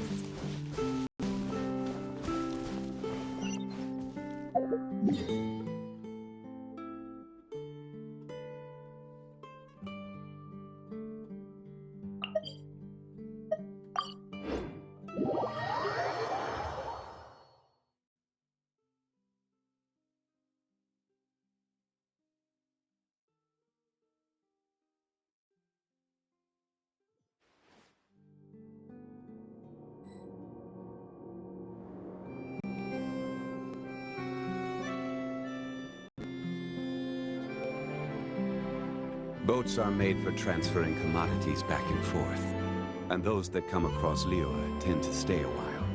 So it is where many things come to settle. Rain has stopped. Or should it keep raining?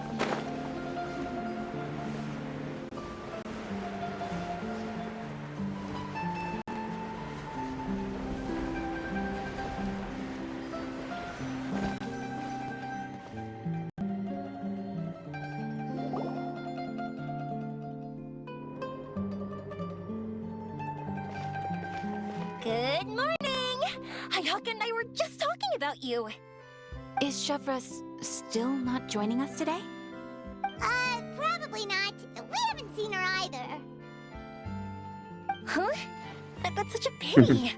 Director Farina said that we've only got a few small scenes left before wrapping up the entire thing. She even said that she'll get me into a couple scenes, so everyone will have a chance to shine in front of the camera. We were also planning on having a victory feast once we're all finished filming. You can join us, right? If only Chevros was here. I still haven't taken a photo with her. I'm afraid that can't be helped. Those special patrol folks are like phantoms when they've got a case on their hands. But to be honest, I'm even more concerned by what I read in the Steambird earlier this morning. It said that the killer in the murder case was none other than the author of the Two Musketeers. Oh yeah, I heard about that too.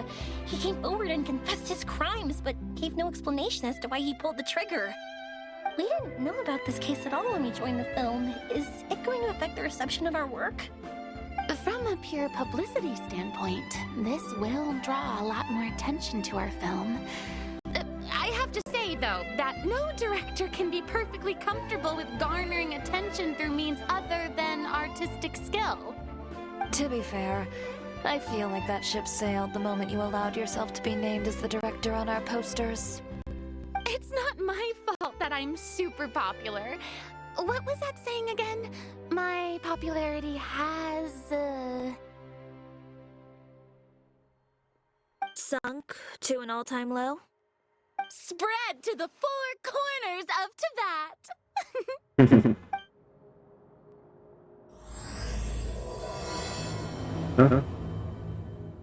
Reina parte 4.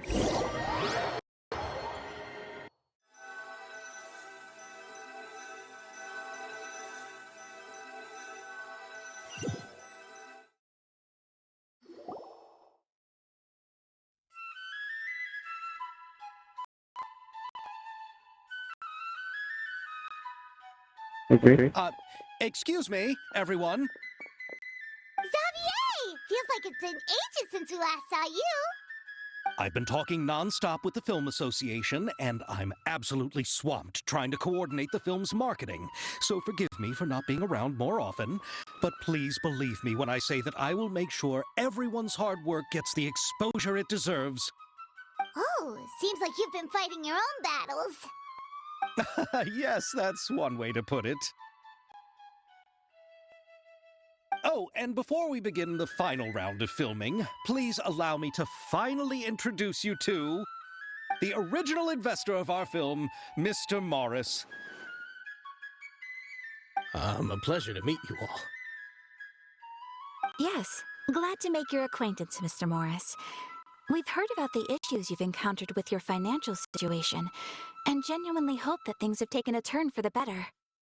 Oh, well, the situation has indeed improved somewhat. Don't worry, Mr. Morris. Accidents and last-minute challenges happen all the time. There's no need to blame yourself over it. The good news is that we're almost done filming now, and I would even say that this is the best story I've ever seen. Is that so? I see, that's great news. All right, now that we've gotten all the pleasantries out of the way, let's get the show on the road. We'll mostly be filming typical people and scenery from the streets today to improve the sense of environmental ambiance in some parts of the film. Oh, and there'll be a cameo for Mr. Kamisato and Miss Yoimiya as well. They'll be used to show outsider perspectives on the fates of the two musketeers. That's right. Ayato should be here any minute. Excellent! Then let's start with the shots. Camera and clapper loader, you're up. Yep, we'll be ready. Remember, all we need are some wide zoom shots of the streets. If you happen to find some particularly lovely patches of flowers and grass, feel free to grab some close-ups of those as well. Ready? Lights! Camera! Action! Okay, now move the camera slowly. Try to focus on that flower. What's wrong? Just adjust the focal length a bit. Something the matter? But wasn't it working fine for all the days before? Veronique, can we try a different camera? No problem. How about this one? All right, let's give it another try. Lights! Camera! Action! ¿Qué pasa? Don't tell me. This one is broken too?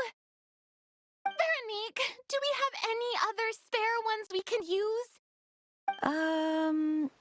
I'm afraid we only brought these two today. What? Then go find a workshop to get them repaired right away. Oh, and you too, Bono. Go find our spare camera in the warehouse and bring it back to the set. On it.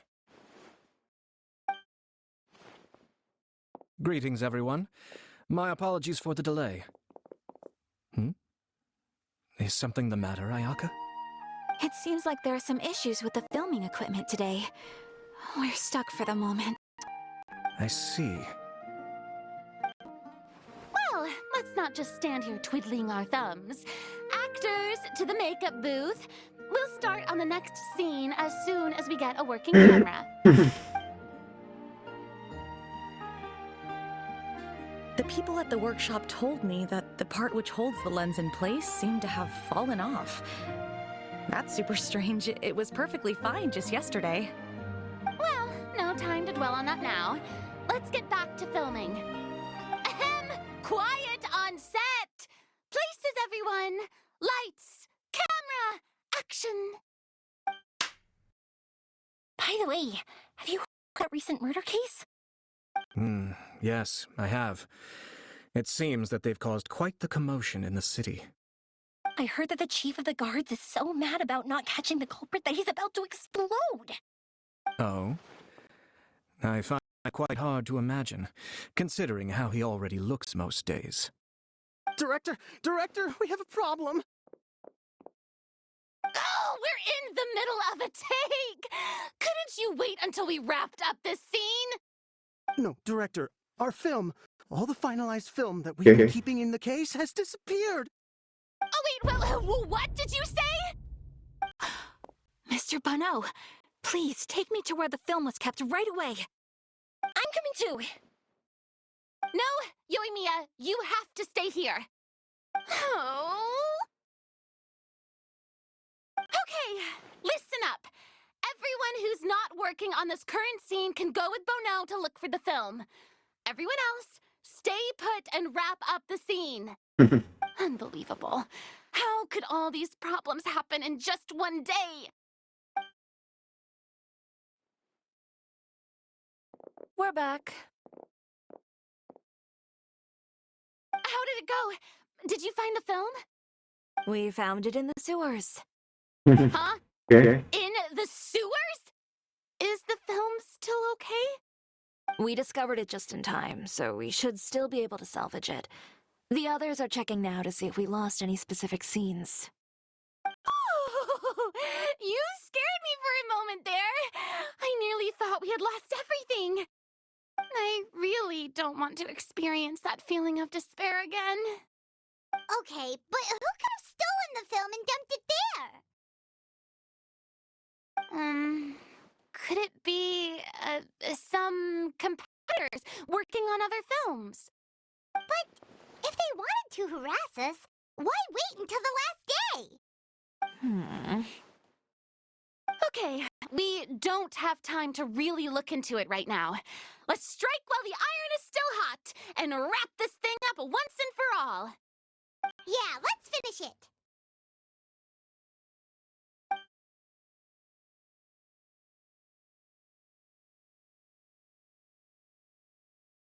I would like to officially announce that our entry to the festival, The Two Musketeers, has now concluded filming!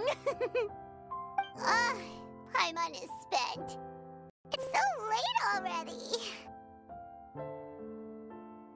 Even though the filming process proved to be extremely challenging, everyone provided valuable and unique contributions to the final product. Thank you all for your dedication and support. And just like Director Farina, I would also like to extend my most heartfelt thanks to all of you. Really, you've all helped me so much. All right, let's save the awards speech for later, and hopefully also get some rehearsals in before the real thing. Anyway, now it's time to party! Let's all make our way to the beach and have a celebration feast so loud and fun that even the blubber beast will want in. Party! Paimon wants to party!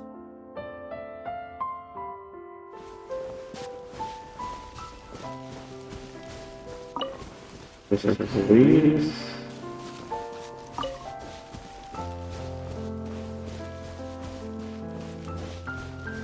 Whoa, this place is hopping. Everyone's finally getting to relax after wrapping up the film. Hey, Ayato! How's your work been going? Everything went rather smoothly. Thank you for your concern. Ayato told me that we've already confirmed the dates for some Inazuma Fontaine cultural exchange events. So the next time we visit, we'll be doing so in our capacities as the representatives of the Yashiro Commission. Oh, that's great! Then maybe Paimon will be able to find Fontaine detective novels in Inazuma from now on! Oh, wait. Wouldn't Yaimiko get upset if that happens? That would be stealing some of her wishes.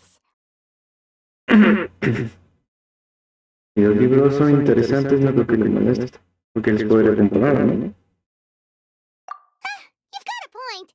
She's always complaining that light novels have become bland and too predictable after all. The cultural exchange won't only feature literatures of both nations, of course. We have also made plans for cross-cultural engagements in the fields of gourmet cuisine, toy making, and artisan craftsmanship. Wow, Paimon's getting super excited now! When the time comes, be sure to visit and participate in all the events. Qué chido.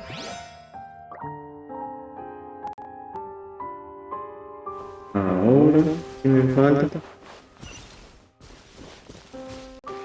Urina.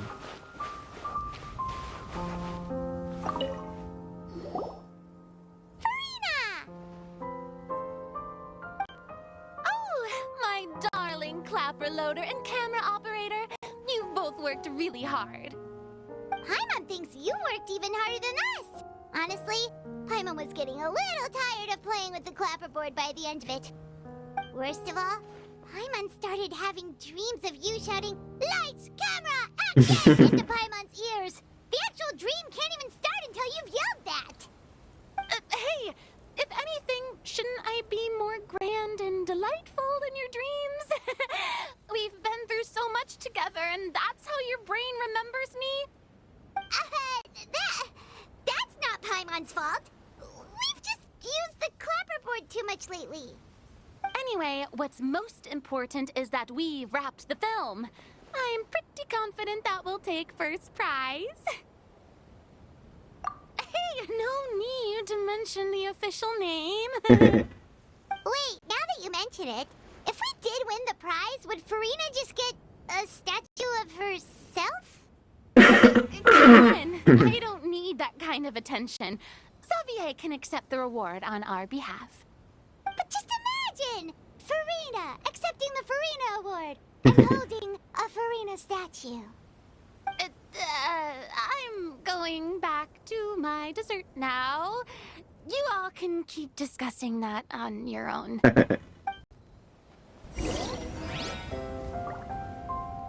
¿Y ahora? Falta... Esta morra. Ori.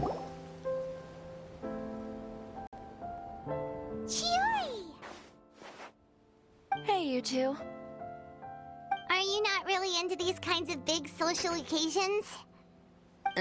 Not particularly. But this is still better than Fontaine Fashion Week. But if this film becomes a big hit, people will definitely come flocking to your shop. Yes, that's highly likely. As long as the film can premiere as planned. Are you still worried about the case? That and all the obstacles we had to face today. You're right. It's as if all our bad luck just manifested at once. Why today of all days?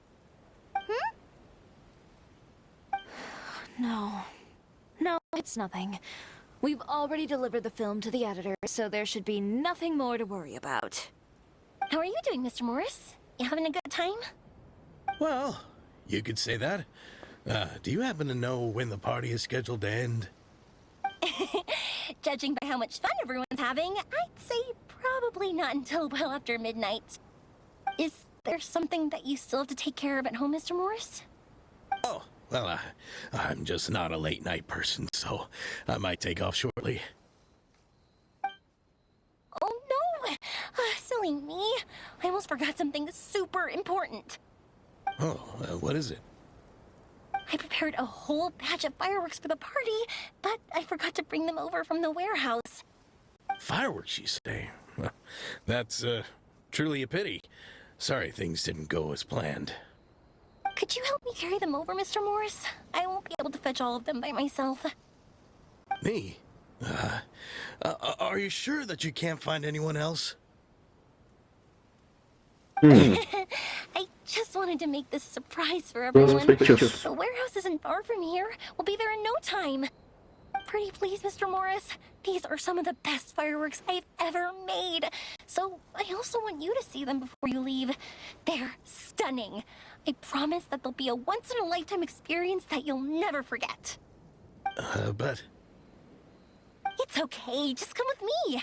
If we're sneaky enough, nobody else will see us leaving. All right.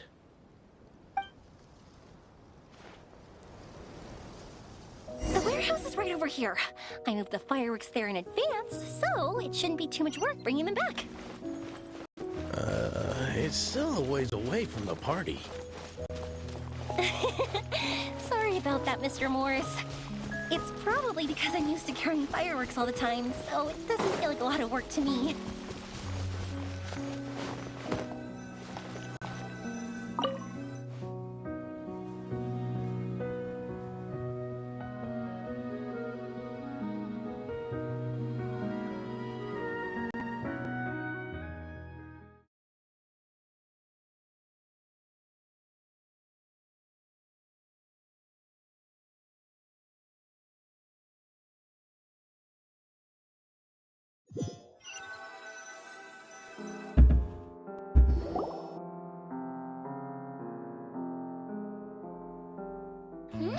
It's dark in here. Wait here, Mr. Morris.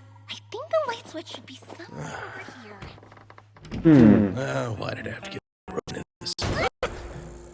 What was that? Híjole.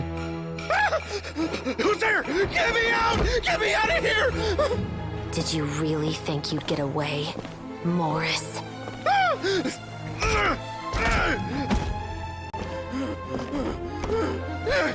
You've got the wrong guy. It wasn't me.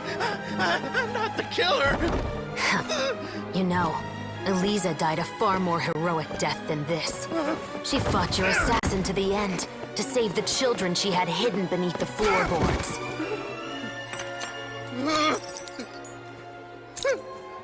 That is Eliza's pendant.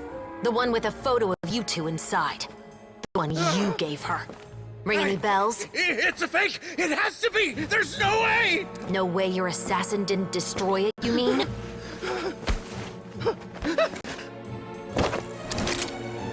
Did you ever love her, Morris? Or was killing her always the plan? No, please. Listen to me. I told Eliza to keep us a secret. I paid her plenty for her silence. I never thought she'd keep the child. Everything was gonna come out, and I had no choice. She'd force my hand. No! I'm begging you. I have money. Just name your price, please. You can keep your Mora, and you can go to hell. Oops.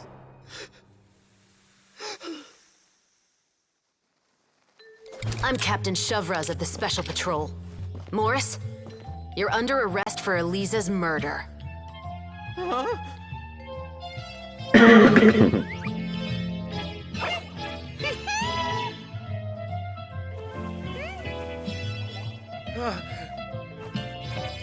¿Pero qué?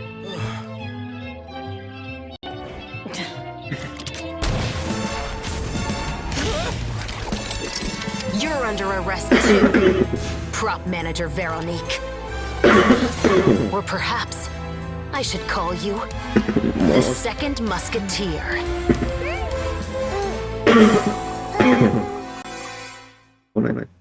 Wait, what's going on? This wasn't in the script. Drop the gun, Veronique. Why? Why would you keep me from exacting revenge on this heartless monster? Drop your weapon. This is my final warning.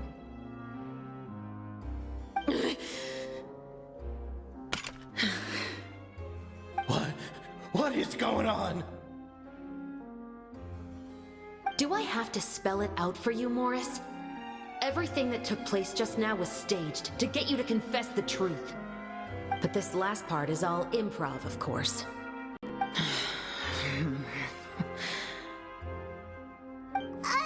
Shivers, you told us you wanted us to help you stage a play. You never said anything about the Second Musketeer. It's because even I had no way to confirm my theory until now. Thank you for your performance, Yoimiya. Could I trouble you to go and bring in the other Special Patrol members? They should be on standby just outside. Oh, and please tell the other cast members not to worry about us. We'll be rejoining them shortly. On it.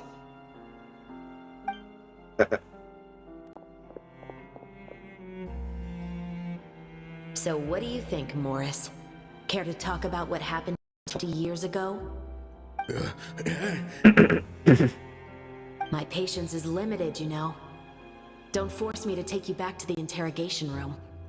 I'd wager that you wouldn't last for more than a minute in there. You made. You have no chance of winning in court. Cooperating with us now is the most practical move. All right. I'll talk. I hired an assassin to murder Eliza.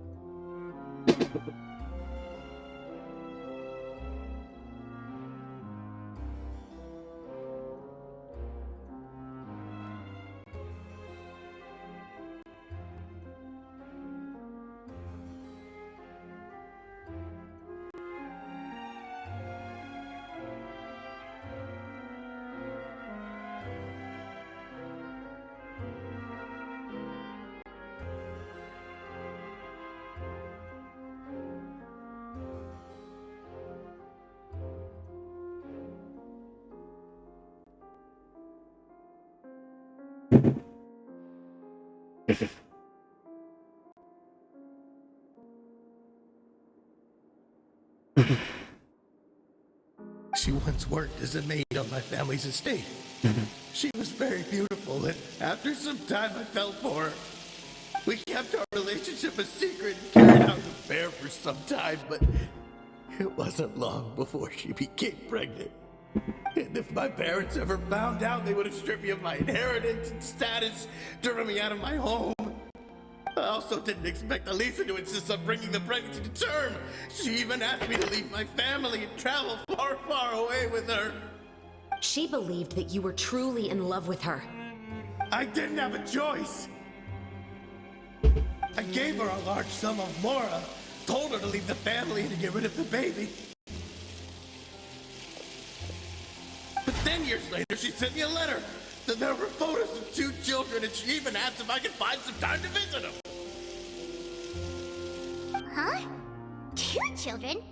I thought Baptiste was the... you mean... Even if she had the children against your will, you could have just ignored the letter entirely. Why kill her? I had just gotten engaged to be married to an heiress from another wealthy family. So if anyone were to find out about Elisa, my life would be completely ruined. I didn't have a choice. No, you always had a choice. You just made the wrong choice. Again. Do you know how it feels to watch your mother be killed right in front of you? My brother and I were hardly even school age yet. We were hidden beneath the floorboards, grasping each other's hands like a lifeline. We were so terrified that we didn't even know we could ever take a breath.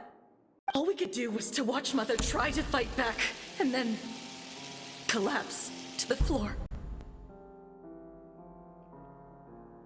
Even after the assassin left, we were still too terrified to leave our hiding spot. We thought that he might come back. It was only until the next evening when we finally climbed out and gathered around our mother. But she had already become cold and stiff to the touch. You made up your mind right then and there to bring this case to light. Not only that, we resolved to get our revenge. And that's why you became the Musketeers. No, that's why I became a Musketeer. The man from before was also killed by me. My brother had nothing to do with it. I figured as much. You did? I once told these two that he didn't look like a killer to me. His confession from that night also rubbed me the wrong way. I think what really tipped me off was, how could I not feel a sense of regret in him? Huh? He confessed faster than any criminal I've ever met, but he didn't say a single word about you. He insisted that he was the sole perpetrator in the case. But after the questioning ended, I disassembled the musket we dug up from his backyard, put it in front of him, and told him to reassemble it. Wanna guess how far he got?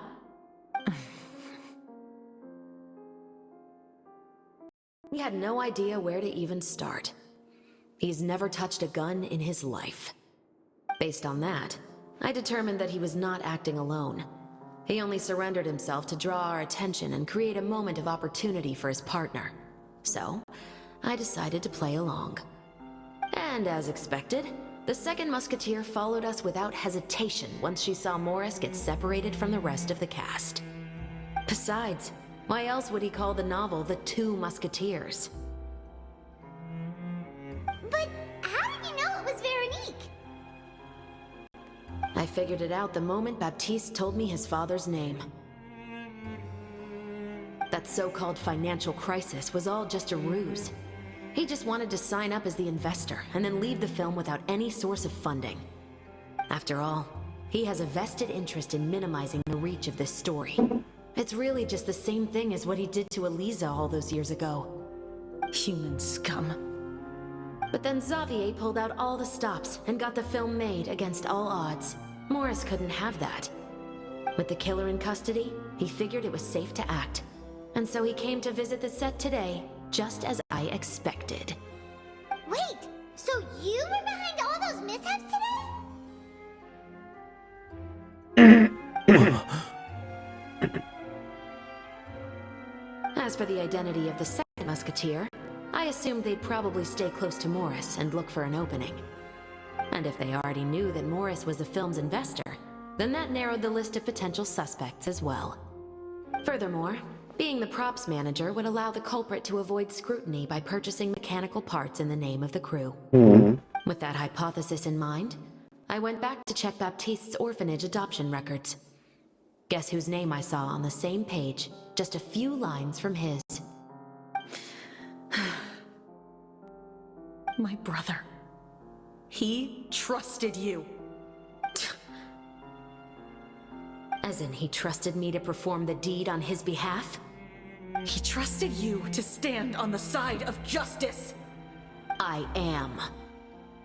I thought you could do it as well. Oh, the look on your face when you told him to go to hell. I really thought you'd put a bullet in his brain. You know what he has done. Are you telling me that you'd rather see him spend the rest of his life living like a king in the fortress of Meripede? I will never be able to forget the feeling of my mother's cold, lifeless hands. And you would call this ending fair? Is this what you call justice? I won't lie, Veronique. I did hesitate when your brother first told me about the truth. I wondered. I agonized over whether I should really put a bullet in his head. So why don't you? Because that should never be how justice is carried out in this world. Perhaps, to you, justice is simply reciprocated. An eye for an eye, and a life for a life.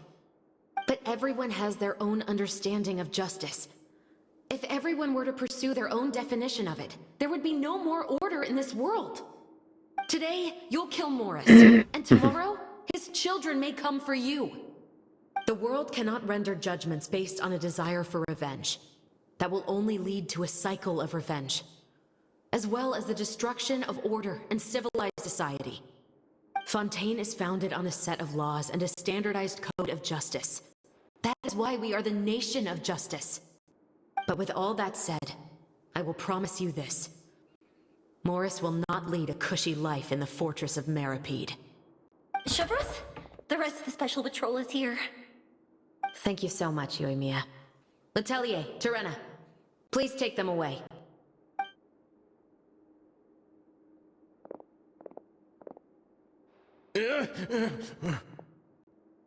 I still can't agree with your reasoning. I know. Justice has not been delivered. At least, not today.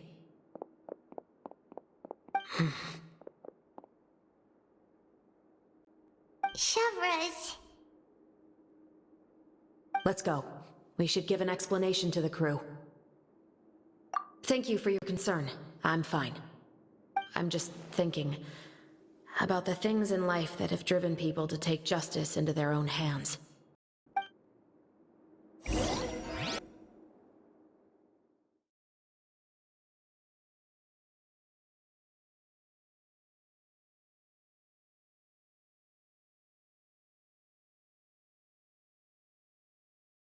Bueno, pues otro caso más que se resolvió en Genshin Impact. El detective.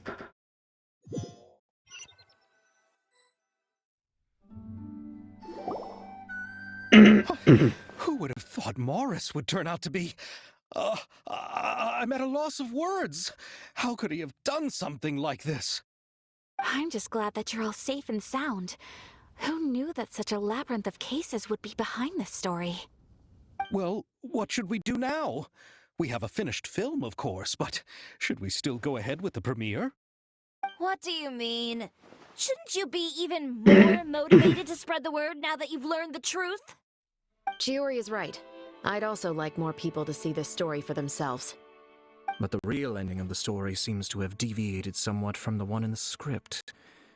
Is that still acceptable to you, Miss Shavras? The call is yours. We still have time to reshoot an ending if that's what you'd like. No, it's fine as is. I like what we have for the catharsis. Romanticism is what gives works of art their appeal. Fiction is able to explore means of restitution that could never work in real life. Just like the real world, the world of stories also has its own set of rules and justice. These different possibilities are what initially drew me to reading in the first place. Sounds good to me. I support your decision. What about Veronique? Will she be okay? She will soon face her judgment alongside her brother and Morris. If I had to guess, they'll probably all be sent to the fortress of Meripede. I'll make sure to give Risley a heads up about it. Oh, you mean that kind of heads up? Exactly. Ahem. All right, then the matter's settled. Now that everything's been taken care of, there's no reason for us to keep looking all gloomy and grumpy. Let's get back to the feast and enjoy each other's company. We'll be starting the post-production process tomorrow. You should join us, Shavras. You missed the first few hours of the party, didn't you? All right. Count me in. Then I'll wait for you over there. There's still some good news that I'd like to share with Shavras. Traveler, Paimon, could you wait for me by the sea after the party ends? I'd like to go on a brief walk with the two of you. Okay. Thank you very much.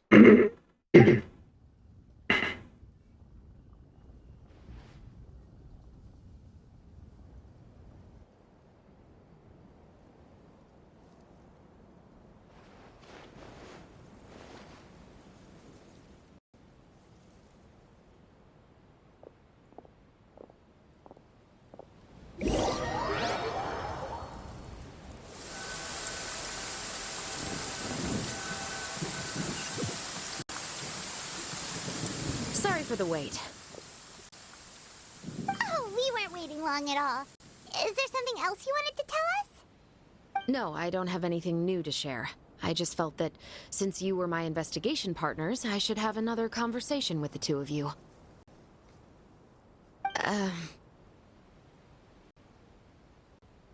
Traveler, how would you have responded to Baptiste's request if you were in my shoes? Is that so? Well, thanks for sharing. When I was young, my father often took me here to swim.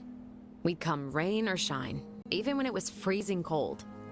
He told me that swimming was the best activity to train one's strength of will. You could never give up before reaching the shore, especially when the water was cold. Oh? Why's that? Because the moment you give up would be the moment you die. At that point, I still hadn't received my vision. One winter, the chilly wind felt almost like knives in my skin, and the seawater was so frigid that it numbed my toes the moment I stepped in. I cried and begged my father to spare me from having to swim across, but he wouldn't listen. He used to be a member of the Special Patrol as well. You could say it was his way of educating his children. That sounds awful. When he saw that I wouldn't stop crying, he just picked me up and tossed me into the icy water. The bone-chilling cold took away my senses. I couldn't feel anything but fear and rage. I waited for my father to save me, but one look and I knew he'd already started swimming for the opposite shore. I realized that if I were to give up, I really would die right then and there. I used all of my strength to try and catch up to my father. Those few minutes felt longer than my whole life up until that point. I did, however, make it to the other side. I've never felt afraid about anything in my life after that, nor have I ever cried again. That way of teaching would have never worked on Paimon. Yeah, I don't think that was the right method for anyone. It's just that, working now as I am in the pursuit of justice, I still sometimes feel like I've been tossed into that winter sea all over again. The anger and the helplessness. Shavras. But the worse I feel, the more I know to never give up. The alternative would be to forever lose myself among the waves. Anyway, how about a race? Neither of us will drown, but we can still see who swims faster. You guys go ahead! Paimon will grab the clapperboard to mark the start of the race.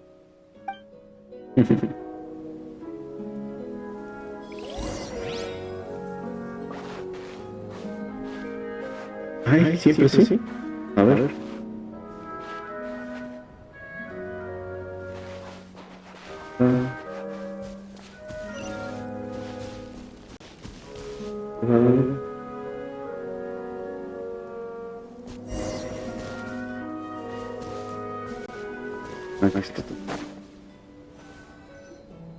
Sorry for the wait.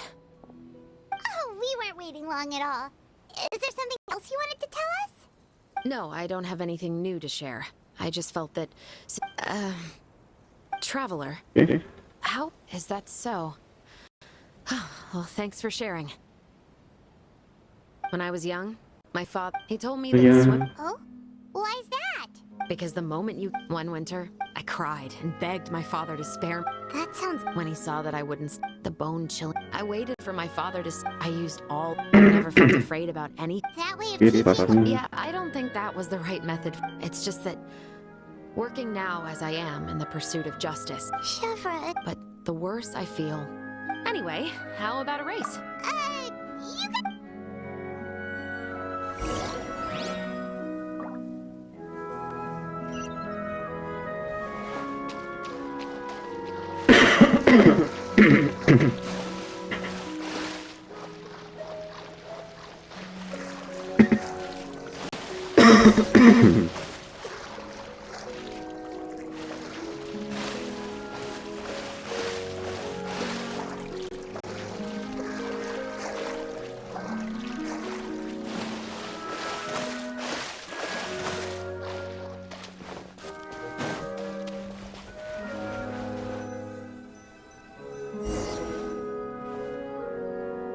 Oh, that felt good. You were so fast in the water, Chevras. You were swimming even faster than Paimon can fly. So, about the special patrol. Did you join because of your... Partly, but I'd say I was more inspired by the heroes I read about in stories growing up. Oh, so it's due to your love of stories. Of course, it was only after I joined the Special Patrol that I learned that truth is often stranger than fiction. Come on, let's walk a bit more.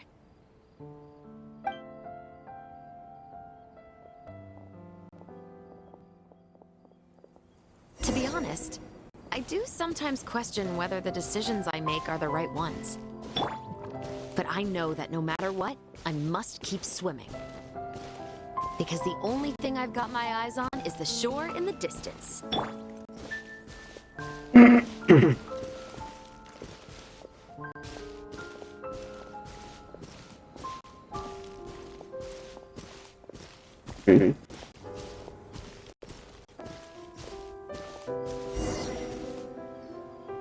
Thank you for coming on this walk with me. I feel a lot better after getting all that off. Huh. We're nearly back at Baptiste's house. Huh. You're right. I didn't realize we were so close. He really did plant a lot of flowers. It's just like how he described it in the story. Huh? Wait. Paimon, Traveler, look! The rainbow roses in the garden. They're in full bloom now. Donde florecen las rosas.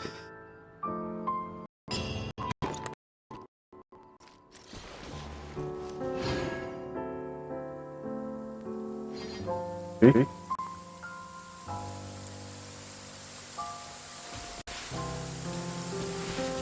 always rains when I go on an adventure.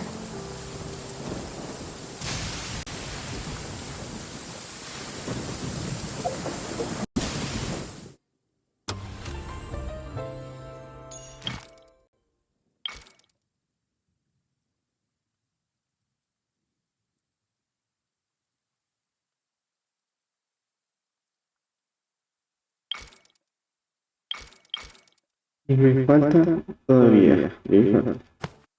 Bueno.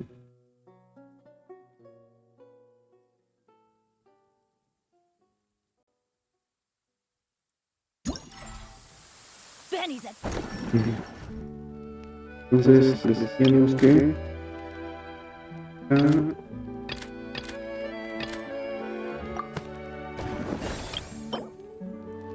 falta cosa mañana.